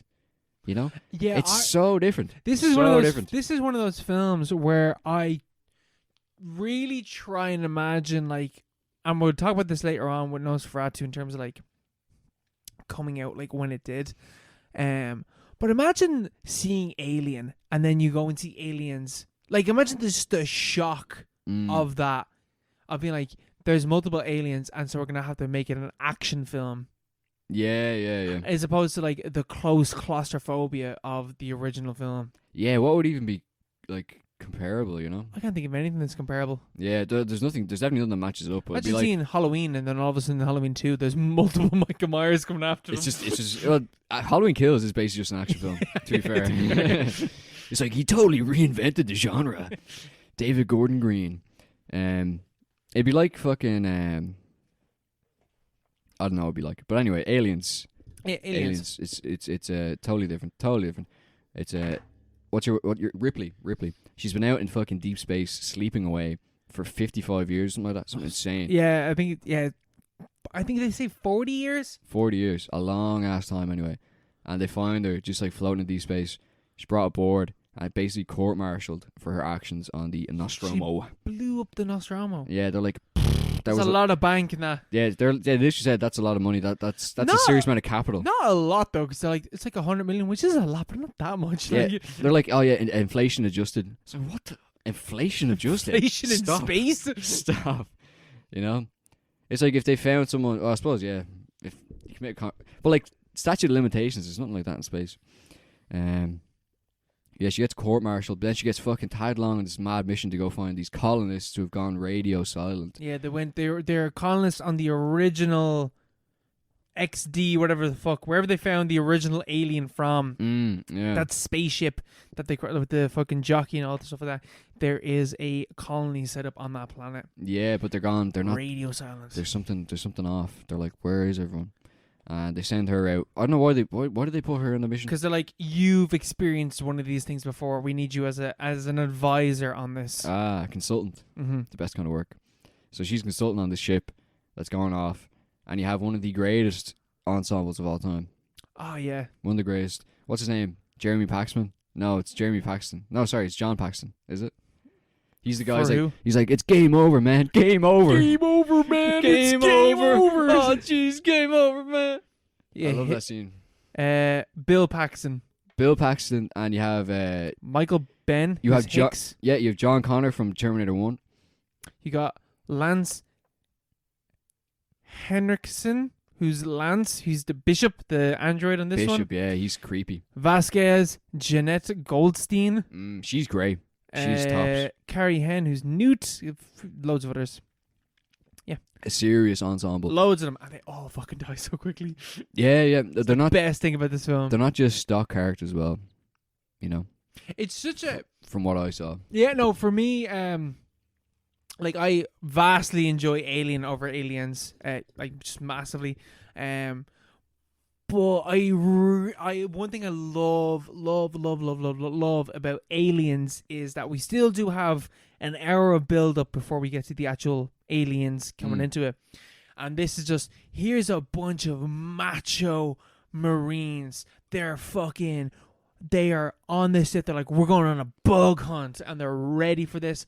And they go into the nest, and they have no idea what they're actually coming into contact with, and they get slaughtered. Like, I think it's something like 15 of them go in, and 3 of them make it out. Yeah. Yeah, the mission goes very, very poorly. Yeah, I'll be the same in terms of like sensibility. Aliens is way more like up our street. Mm-hmm. But Aliens is an action film. It's like great tension. Tops. Yeah, but like even the characters themselves. You're in an action film. You're not expecting anyone to be kind of like well-rounded whatsoever beyond maybe the main character. Mm-hmm. But like in this film, it's like Bill Paxton's character, just because like he's like the one that I remember the most. Mm-hmm. Like he has like an arc. Yeah. Like he's actually a character. Like he's the big macho guy, and then he's in the nest, and he's like, it's game over, man. It's one of the most famous lines in cinema. It's like, oh, fucking giving up. There's no chance of this. Yeah. It's just he's totally like just proper out of his depth, but not just like in a 2-dimensional way. Like he's a real character. Even the way they interact on the ship and stuff. Mm-hmm. I don't know if Cameron did the script, but like just the way everything is just like it's a perfect setup. Before they land on the planet, before they go into the nest. He's one of the writers. Him, David Giller, and Walter Hill. Who the fuck are they? They're good men either way, and they did a really good job here. They wrote the next one. They wrote Alien 3 as well. Those two, which is it's not good. It must have been Jimmy Cecil who commandeered this operation. Yeah, no, I just think like that is like one of the best things about this film is like just like how they really put across like again like how fucking perfect of a killer the alien is. Like a xenomorph, it'll fuck you up, bro. Nothing you can do about it. And even no, it's not Hicks. What the fuck is his name? Bill Paxton's character. What the fuck did I say his name was? Let me look that up. Hudson. Because as you're saying, like Hudson, when we first meet him, big macho man. Like he's the one that's like, we're on a bug hunt. Yeah. And then he actually sees the xenomorph and meets them, and he's like, we're fucked. We can't do anything with this. They're just gonna slaughter us. Yeah. It's well done. It's well done. Really well done. And like the special effects, the what the fuck is it called? I don't even know what the name of it. The big thing that Ripley's in at the end. The big moving yoke. Yeah. The big bodysuit. The big yellow yoke. Oh, it's such great effects. The alien queen. Oh, man. It was only when that scene was happening. And again, I was imagining you're in the cinema for the first time. And you see... Because like, I think like part of the mystique of Aliens and Alien franchise as a whole is lost by how iconic it is. But like seeing the alien queen, like when they're like, there's a bunch of eggs, who's laying the eggs? And someone's like, oh, whatever. And then you see what the alien queen looks like, and Ripley is there with Newt, and they're face to face, and there's 2 xenomorphs coming off, and the alien queen is like, back off to the 2 xenomorphs, and they step away. Yeah. It's like, oh shit, this she controls the xenomorphs. Like, yeah. Serious stuff. That's what he's best at, you know, Cameron. Just the spectacle, you know. It's like, yeah, you're sitting in the cinema, you're like, I love the Aliens. That was ages ago. You're watching. I want I want it to be good. I want this movie just to be good. It's not just good. It's great. Yeah, it's totally different. It's not just, it's not the same. It's totally different. And it's not just good. It's really good in a totally different kind of way. But it's the scale. It's a cinematic experience. It's something that I haven't seen in the cinema, but I feel like this is the kind of thing. It's a great popcorn film. Yeah, you'd love to see this kind of thing in the cinema. Just the scale and the ambition in terms of what's involved. This pure cinematic experience. And has many different meanings as well. A lot like Alien, but like in different ways.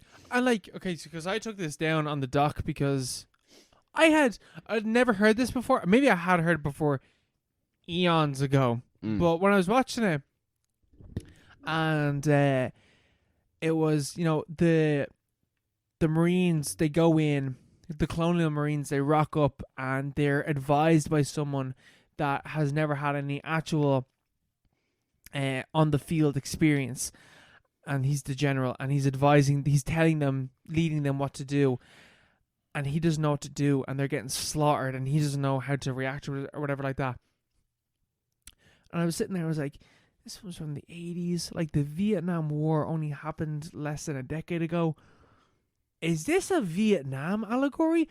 And I literally then Googled aliens Vietnam allegory, and it's like, oh fuck, I'm not the only person that thought this has been written about. Yeah, I looked it up in the first, to get the preview in the Google search. It was like obnoxious university professors everywhere tell you that aliens is a Vietnam War allegory. I was like, and I read the article, I was like, this guy hasn't a clue what he's talking about. But there is something there. No, yeah, because I read like proper like actual like actual articles about it. And I was like, yeah, this makes so much sense. Just the way they're going into like an unknown territory. The macho big U.S. Marine. Yeah. We're just gonna go in. We're like, I love the smell of napalm in the morning. I'm gonna fucking annihilate these people. Yeah. Like one of the articles drew kind of a comparison because Cameron was writer on Rambo 2. And Rambo's like the exact opposite. It's like the American kind of like reprisal for Vietnam. Literally a reprisal for Vietnam. In Rambo 2, I've never seen it, but apparently he goes in and basically single-handedly wins the Vietnam War after it's ended. I haven't seen it, but I've heard that as well. Yeah. It's just like a American kind of like militaristic, like masculine fantasy, like to like an extreme extent. And it came out in the 80s, long after the war had been lost or like gone to a stalemate. But then a few years later, he does this Aliens, which is more approaching not just like probably his own opinion, but like it reflects on his work as well. Beyond that, like Avatar, and Avatar 2, based on everything that I've read, it's all way more kind of like just like, I don't know, humble or more humbling maybe of those kind of like militaristic ambitions, more down to earth, more realistic, less jingoistic, more just kind of like, this is how it actually is. You're not the macho fucking action man who's gonna save the world. You're just a guy. Yeah, you're just a guy, and you're gonna get fucked up. Yeah. Even in terms of like how the xenomorphs work, which is like camouflage, ambush. That's all the tactics that the Viet Cong used when they were fighting the Americans. And Legends. Also, one of the like iconic weapons in this film, and it's in Alien, but it's much more prevalent in this. It's a flamethrower.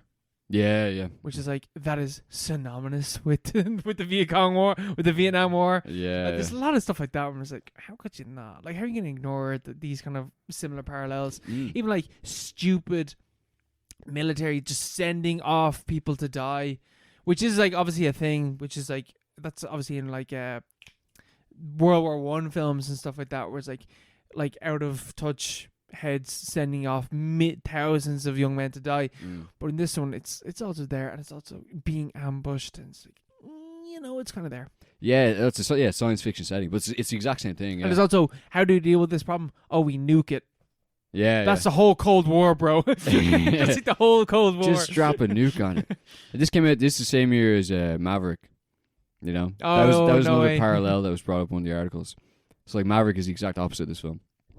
It's like set in some fucking like Top Gun, yeah. Oh, sorry, not Maverick. Yeah, Top Gun. That's what I meant. Yeah, Top Gun with Tom Cruise. Tom Cruise is the fucking he's Rambo, but like he's in the sky. He's in the sky basically, and it's not science fiction, but it's set in the same way Rambo is. It's set in a world that's less realistic than Aliens. Yeah, in a world where they drop They take out fucking Russian planes and somehow it doesn't start like a nuclear holocaust. Yeah. And it's just pure like American machismo. Fucking let's go out and like kill the enemy and out of like we all the odds are against us and we're still gonna win because we're American and we love our country and all that stuff and we the best military. Like pure Reagan, like funded by the the actual like State Department, stuff like that.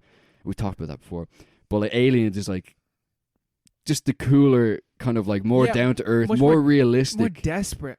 Yeah. It's just how it actually is. Even though it's set in like a the far future on an alien planet, it's somehow more realistic and more like makes more sense than those films. And it's also like a deconstruction and a subversion of those films at the same time while they were being released. Those iconic films. Pretty accidentally as well. Like I honestly think that was totally intentional. I don't think he's like, oh, I'm going to subvert Top Gun. Yeah. But like the general trend. I think Top Gun came out after this film. The general trend, like Rambo and stuff, and like just 80s action movies from America around that time. They're all just so.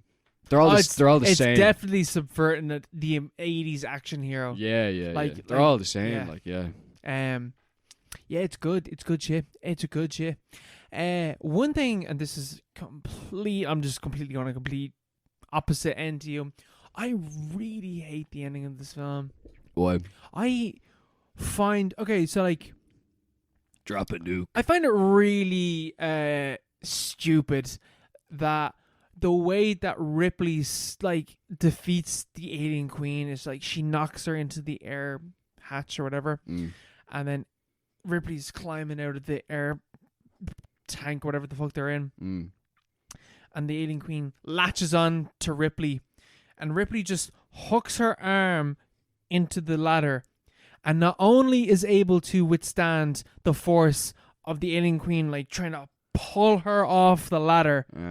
Ripley then knocks on the fucking airlock hatch, and the force of space itself. The force of space itself, just by locking her arm, and then also just like climbing up. Then, like the force of space is pulling her out, and not only the force of space, the 10-ton alien queen is trying to pull her out as well, and she's just able to hold on to a ladder and pull herself out, and then close them like.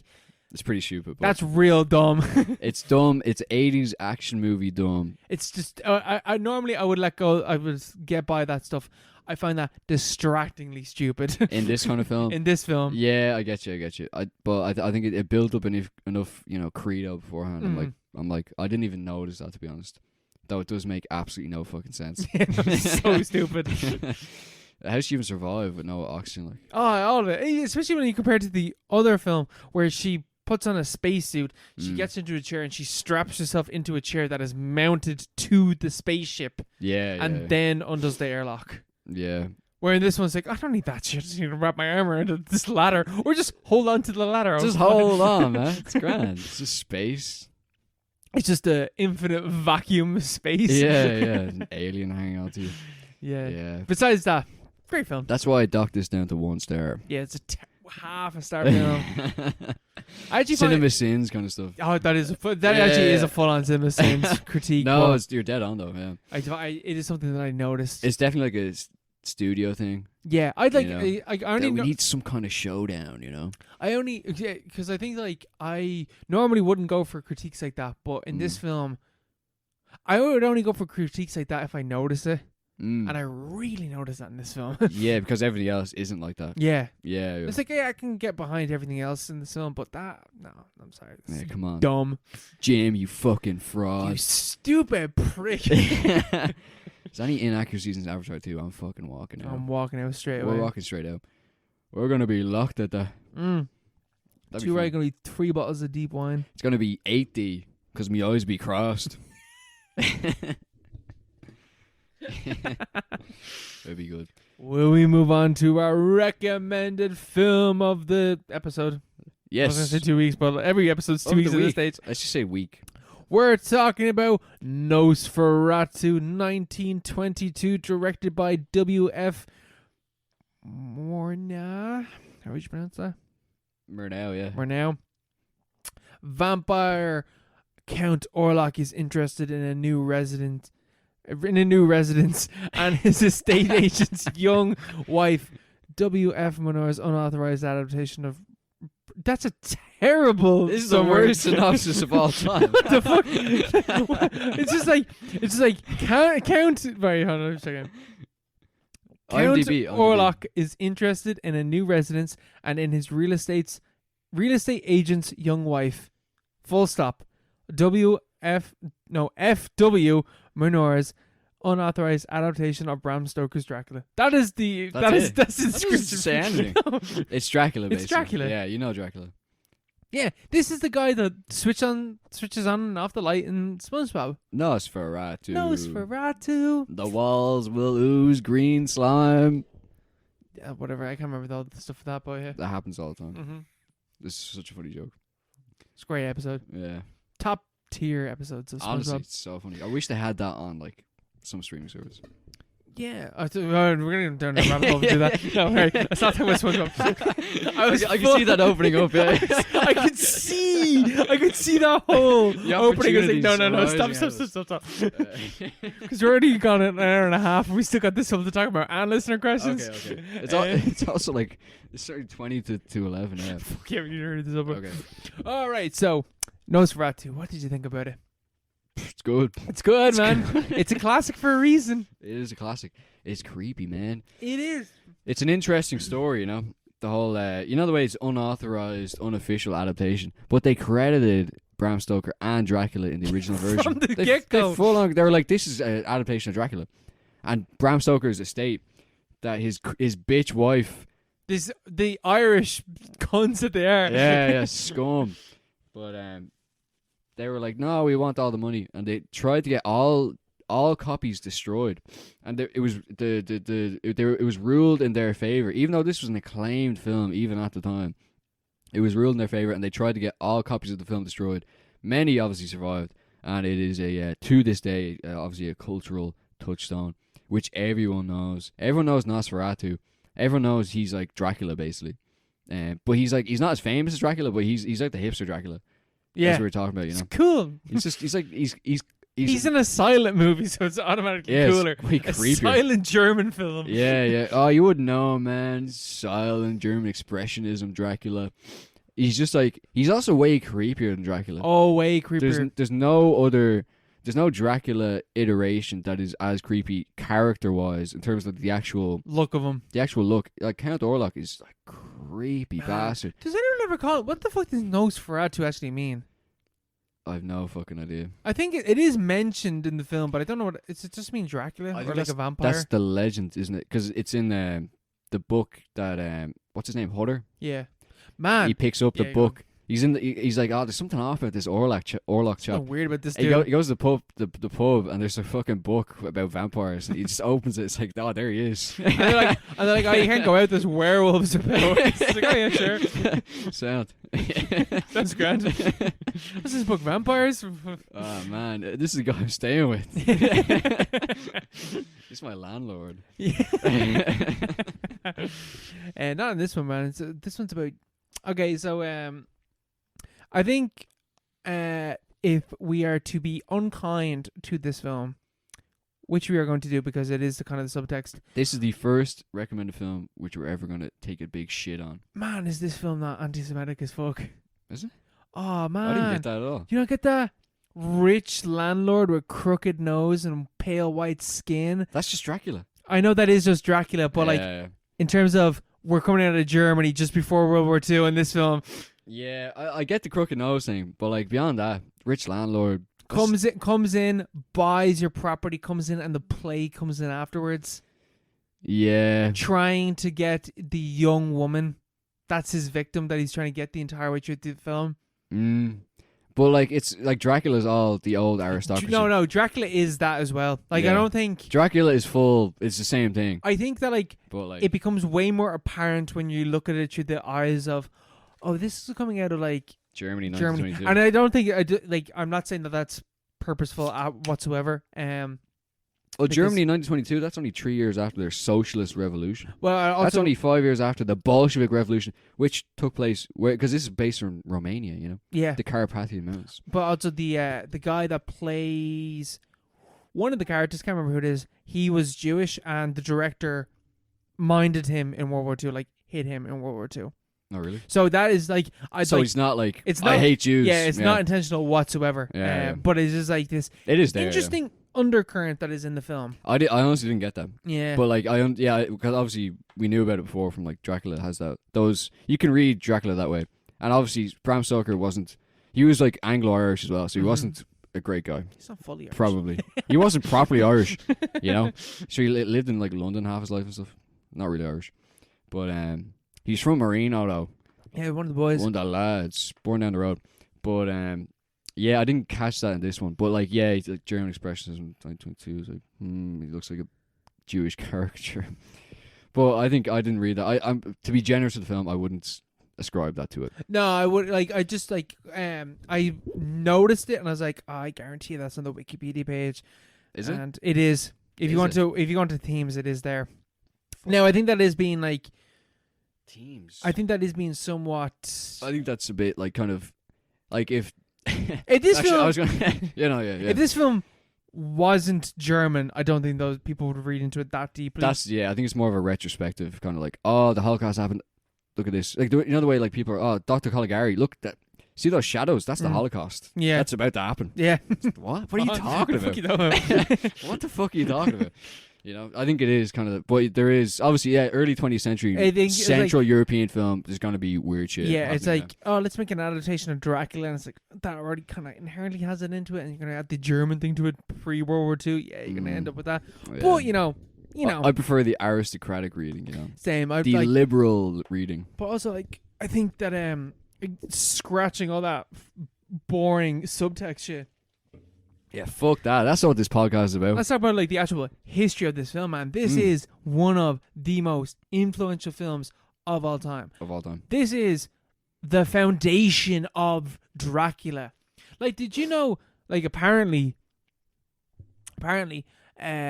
this is where the idea that sunlight kills vampires comes from. Yeah, I read that. Yeah, that's not in original Dracula. That's from this film, and that was just used from that point onwards. Yeah, it has loads of like differences with the actual like the book. Yeah, in the book he's only like weakened by sunlight, but he's not like because in this one, man, he dies because of it. In this one, like the sun just comes up, like he's like, he just fucking fades away. And he's like, I'm dead. I'm gone. I'm done. I'm dust. Yeah, I'm in bits. But then that like led into, obviously that was like amalgamated into the Dracula, the folklore. Because Dracula is obviously way more than Bram Stoker's Dracula, which no one has read, and it's not a very good book anyway. And mad boring. It's just boring. It's a series of letters. It's mad boring. Too long. It's not very interesting. You know, you can basically if you read the summary online, you basically get the gist. Yeah. The prose isn't very good either. But like, yeah, the actual folklore behind it, like the modern folklore of Dracula, is as much Nosferatu as it is Bram Stoker's kind of creation. Like, he provided the scaffolding. Nosferatu is like has all these little bits, and like the actual iconography itself as well. Like Count Orlok, he looks different to Bela Lugosi, obviously, but he's still very much present in the public imagination. As Dracula, as the vampire, you know. And all his little quirks, you know, dying with sunlight, and there's a few other yokes as well.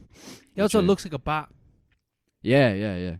Which I think is where the idea of the crooked nose stuff actually comes from. It's like, well, he looks kind of like a bat. Yeah, he looks kind of. He doesn't look human. He doesn't look human. Yeah. So I think that's where and all the shadows as well. Cause like, oh man, the shadows of him, like he's like, oh, he's got the claws. He's creeping up the wall. Because shadows, obviously, a huge thing in German expressionism, very influential as a movement. But then, like, Gothic horror, as a thing, kind of starts with this film. Oh yeah. In modern cinematic terms, and every Dracula film after this every horror film after this takes massive, kind of like takes a lot from this film. Yeah, this film is based like, do you know what's really scary? Shadows. Yes. Do you know what's really scary? Not being able to see what's in the dark.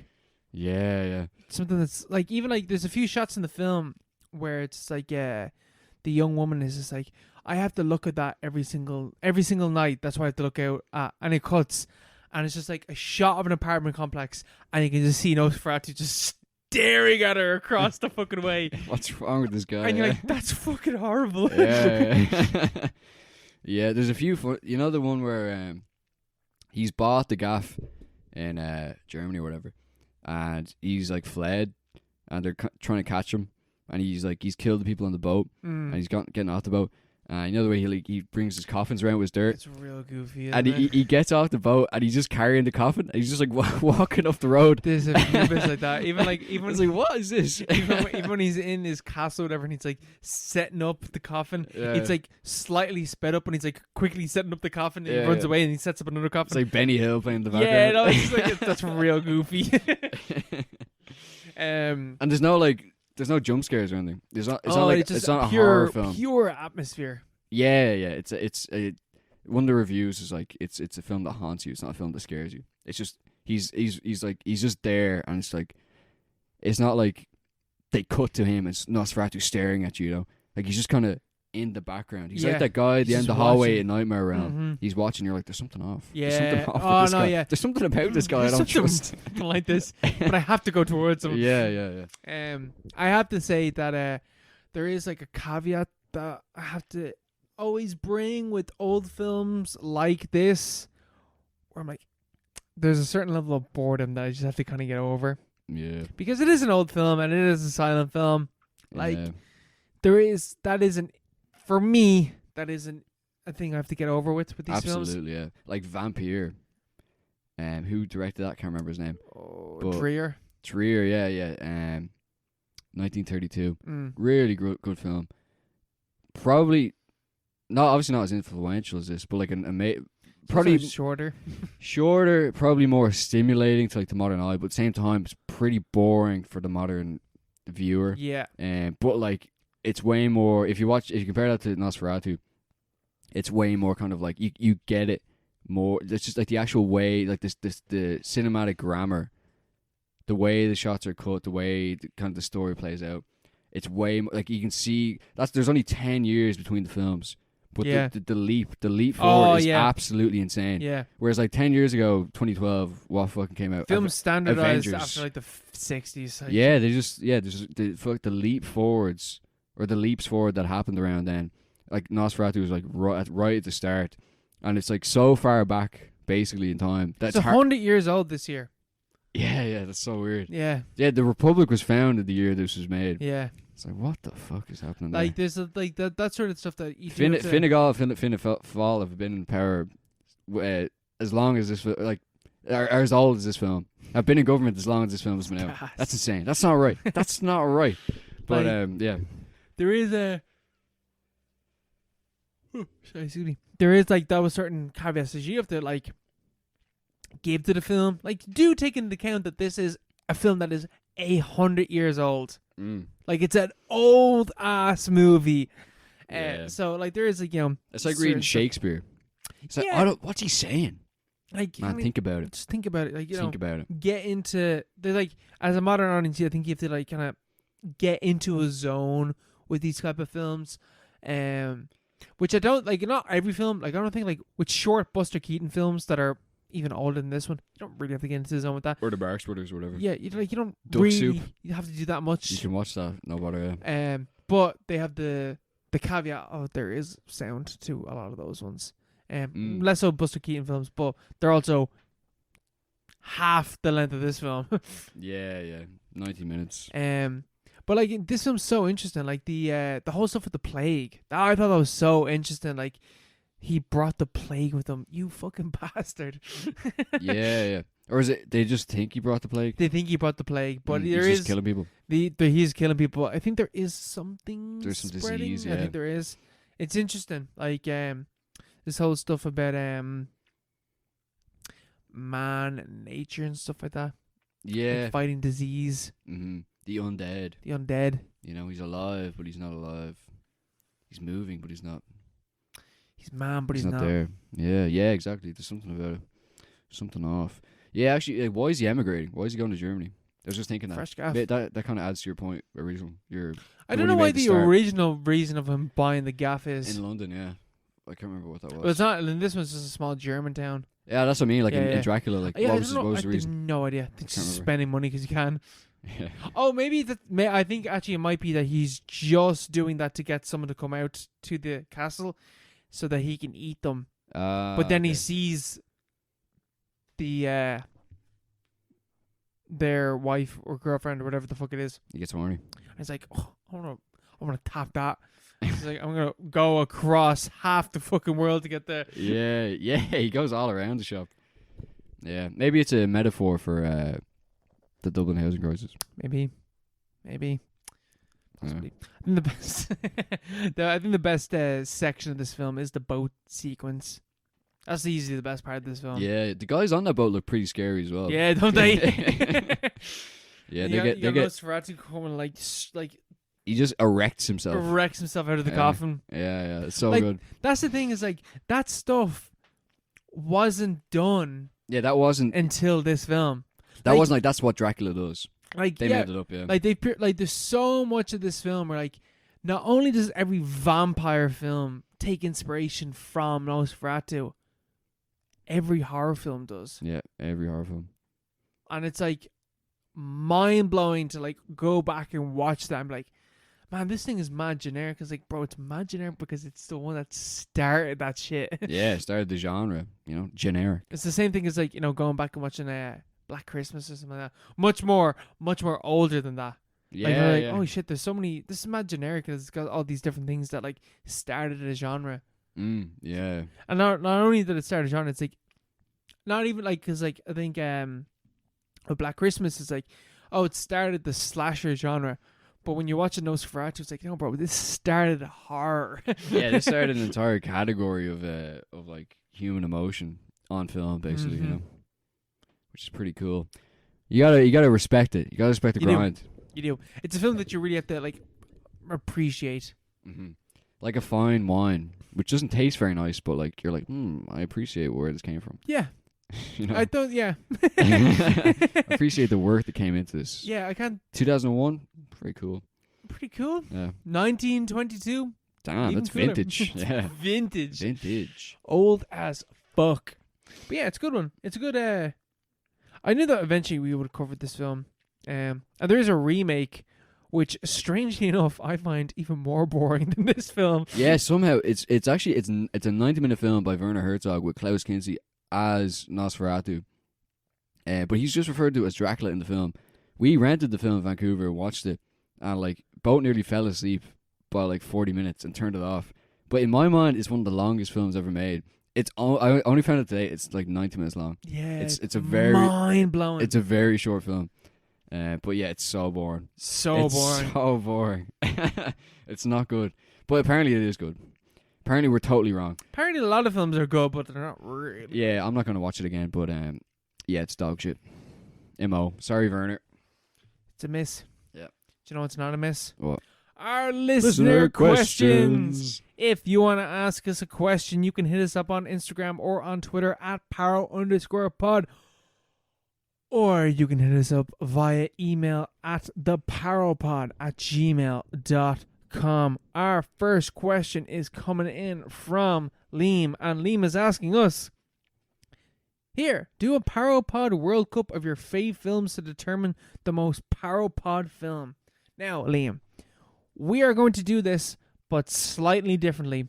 Next episode is going to be a completely different episode. It's going to be a special episode. Yes. Post Halloween. It's only because Liam asked this question. I was like, that's a fucking good idea. I'm not arsed waiting for next milestone episode. What we are going to do What's is the next one? 200. 200 or like 150. That's fucking years off at this stage. It's literally a year away. Yeah. So what we are going to do next episode, it will be a different sort of episode. We are going to be talking about Alien 3 next episode, and Mark's recommended film, which will come on afterwards, the listener section. But we will take down a list of every recommended film that we have given. Myself and Mark will debate the ranking each one from worst to best. I think it's like 50-ish films in that list. Yeah, at least. And we will rank each one of these films. Yeah. It's going to take a while. It's going to take a while. I can't wait. I can't wait. It's going to be fun. Wait. It's good to have it structured as well, rather than just being like, yeah, what about that one and that one and that one. Because we've done it a few times before where we've talked about like our favourite ones. Yeah. Just kind of gone through. It was like, oh, this is my favourite. Oh no, this one's my favorite. This one. No, this is gonna be We're gonna have cemented. We have an Excel sheet open right now. Oh yeah, I've started it so far. He's There's got pivot tables and all. There's 14 films on this list so far because I started taking down films. But even at that, I'm only at like the 20-ish mark. I think I'm on like episode 25, and there's 14 films already there. What? That mathematically doesn't even make any sense. Because we have 2 for a few episodes. Yeah, we had 2. Yeah, because I have Funny Games, the original and the remake. Those are the same episode. And we also had Land of Lost and Children of Men. Uh-huh. So there's a few extras, but we will rank each and every one of them next episode. Yeah, that's gonna be good. Sweating already. We can see our stats as well. Like, what kind of films do we just recommend constantly? Like, yeah, it's like, man, we recommend a lot of horror films. It's just horror films, yeah. But yeah, we can interrogate our biases later. Yes, that's the episode after. The next week's problem. Next week's problem. Yeah, our listener questions after that. Who is it? Wait, can we take a break? I need to piss real bad. I also need to piss really bad. And our next question is coming in from Hannah. She's asking, how many chickens do you think it would take to kill an elephant? How many chickens does it take to kill a man?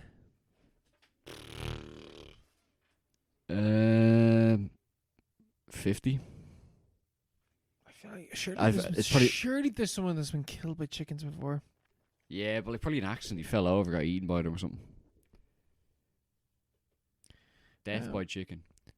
How many chickens? How many chickens to kill a man does it take? If a human were in a bare-handed fight with to death with 5 chickens, surely they'd kill 5 chickens. 5 chickens? There's no way 5 chickens would kill any man.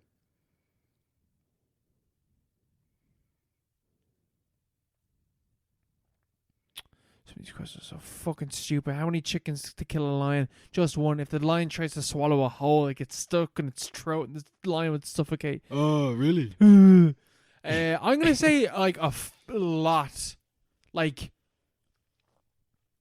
up to 1,000. Yeah, I think 50 is kind of like, I think because they're so small. They're so small. You could just like step on like 10 of them and then take the rest of them. You know. I'm thinking like. And chickens are dumb. Let's imagine that these are like smart chickens that like know how to kill. They're the ones, the cockfighter chickens. Yeah, with the blades on their feet. Yeah. Put a man in a cockfight, see what happens. Yeah, see what happens, bro. How many chickens will kill him with blades? With blade feet, man, I would swear to God like 5 or 6. I don't know. It'd just be slicing. Well, maybe to get your Achilles. Get your Achilles and they take you down and they peck you. It depends what socks you're wearing. If you're wearing Docs. Suppose. If you're wearing high top Docs. Nah, if I'm being realistic, like if I'm actually fighting to the death with 5 cocks, I'm Michael Marsing stomping down on top of them. Yeah. One at a time. If your life is at stake, they're not gonna win. They're not winning unless there's a serious. And amount. how far you think fly up to your face? Grab their neck, and if you just swing your wrist and stop quickly, you're breaking that neck straight away. Yeah. Or you just grab them and go like that. You know, just grab them by the head, 2 at a time, straight over the shoulder. They're just gone, like, gone, 2 gone. You through the legs. Yeah, you're stomping at the same time and swinging them over your shoulder. Like you're. Actually, I think it would be like a genocidal amount of chickens it would take. For an elephant, I'm gonna say like there needs to be I'd say overwhelming amount, like thousands. Yeah, ever see the video of like ants killing a wasp? No. It takes a lot though, doesn't it? Like a whole, like, it's like thousands of ants. They get on top of the wasp. And they don't even kill it from biting. I think they overheat it. They vibrate or something like that. Yeah. And they overheat the wasp and it dies of like exhaustion or like heat, basically, yeah. And you'd need that same tactic but with chickens. They need to be like flapping away around the elephant and he'd be like, what the fuck is going on? Because they're kind of afraid of small yolks, aren't they, as well? Are they? They're afraid of mice anyway, aren't they? They actually are. Is that a thing from Dumbo? Or is that no, they actually is. They actually are afraid of mice. I'm not sure why.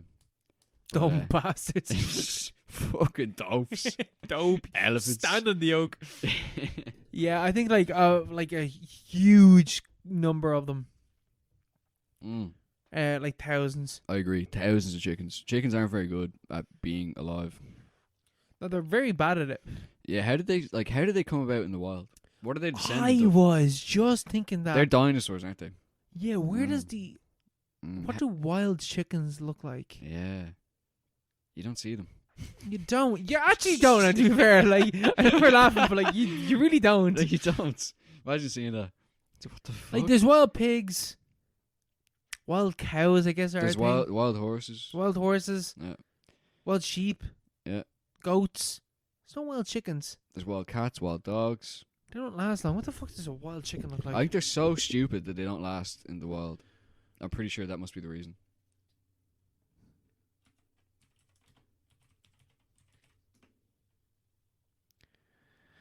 Feral chickens. Yeah, it's just a fucking standard ass chicken. Subordinate cocks. Red jungle fowl. Yeah, I just think that What is this list of cities? this is cities of Fam- famous feral chickens. Famous. I've never heard of any of these places. Like, and they're not many. It's America, Israel, Australia, Britain, New Zealand, Britain. Guam. Wait, hold on a second. Bermuda isn't in Britain. This whole That's racist as shit. they even got rid of the Queen, didn't they? Or is that Barbados? But this whole article is a fraud. I don't believe in this. Is British overseas territory. Oh, is it? Yeah, it still is. it? So it's part of Britain. 108 islands Oh with my a total God, land. it is. What? No way. Mad. How many people live there? What's the They probably don't have population? voting rights. That's only like 60. That's 64,000 people. So not that many. Yeah, I think like a huge amount, Serious amount of chickens. serious amount of chickens. Yeah. I think even in terms of humans, I think like a serious amount of chickens. Mm. How many chickens do you think, like one-on-one, barehanded, you're in the ring, you got to go with X amount of chickens? What's your limit? Over 100 maybe. Oh, 100? Really? Well, like they're so small. I said 50 earlier, but the more I think about it, it's like they're just like if they're full on going at you, I don't know. I'm not sure. I've never fought a chicken. I'm trying to think like how much energy am I exerting with each swing? But like Do I have 50 full-blown swings in me? Realistically, not. Well, you don't have to swing. You grab them by the head and just you don't have to. How much energy? But how much energy is that taking each time? For 100, it's not a lot. You do it 50 times, two in each hand. You use their own weight. Like that's how they break their necks on farms. You just grab their heads and throw them over your shoulder. And it just breaks their neck. Yeah, I could do You that know, easily. you can just do that with like 50 times. With And everything else flapping at you? You get a bit of a burn. Yeah, maybe. You'd be kind of overwhelmed, but like. I think if I just kept running around in circles and just kept darting into the crowd, I think at least 4 each turn. They disperse. They fly away. Yeah, I think like You could also you could literally pick them up and like mill them across the room. But they flap, don't they? Yeah, but like grab them by the wing and just fuck them around. Yeah, I guess. Ever held a chicken?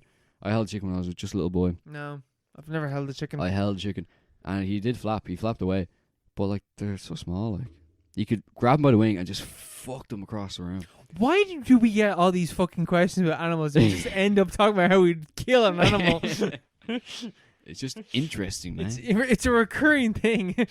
Animal abuse. I saw this clip of Shaq on Logan Paul's podcast where he was talking, and he literally goes like, "Don't worry, you can laugh." And he's like, "Every time I'm at a zoo anywhere in the world, the gorillas pause and look at me like, what the fuck?" And he's like, "Don't worry, you can laugh." Oh, Jesus. Shaq.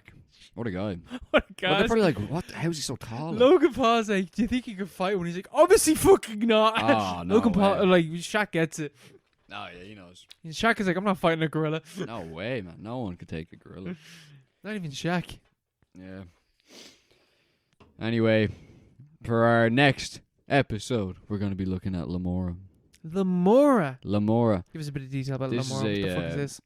I actually don't know much about this film. I just know it's something to watch. It's something to watch. It's something to stick on. It's see, I saw this recommended. I saw it came up on YouTube. Actually, I did spell it correctly. It's called Lemora. So Lemora. Subtitle: A Child's Tale of the Supernatural. Oh, it sounds good. So it's 2 hours long. I thought it was 90 minutes long. Doesn't matter. It's in 1920s Georgia, a vampire lures a gangster's teenage daughter into a forest of zombies. Whoa! I didn't know zombies were involved. Oh but, shit! Okay, I'm down for this. But I've seen it recommended by more than one person that I'm like, this person knows what they're talking about on Twitter. So I'm just gonna. It's on YouTube in like pretty good quality. So Let's do this, bro. let's do it. Lemora, Lemora, episode 104. Yes. We will see you then At the Paropod World Cup. at the Parapod World Cup. Alien 3, Lemora, Parapod World Cup. Oh, serious fucking itinerary there. That's serious. Serious docket. Good night. God bless. We will talk to you then, boys. See ya. Bye. Bye.